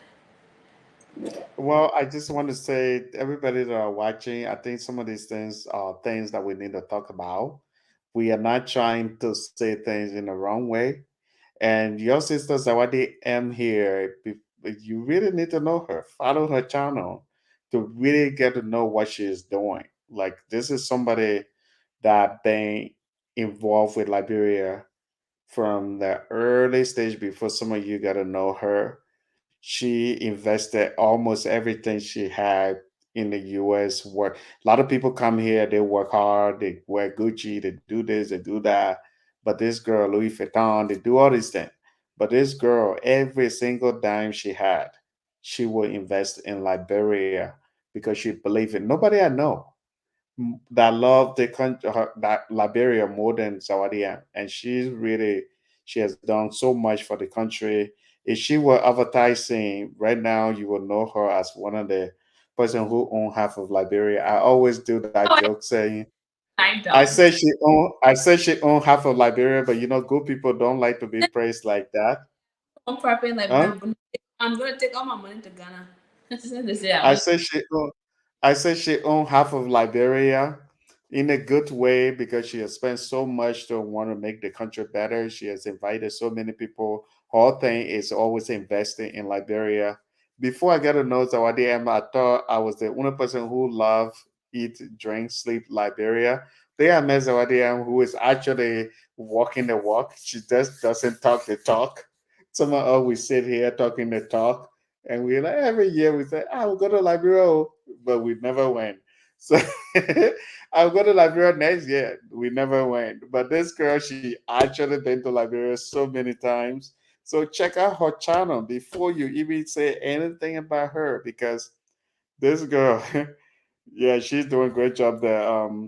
Yeah, so I think you should really watch her channel more. If you are any of those people watching from Liberia TV Network, this is the person you need to really follow too, because she is making a greater difference. And I'm glad to have you, for you to have been on this. I think we had a great time. We talk about good things. There are good comments here.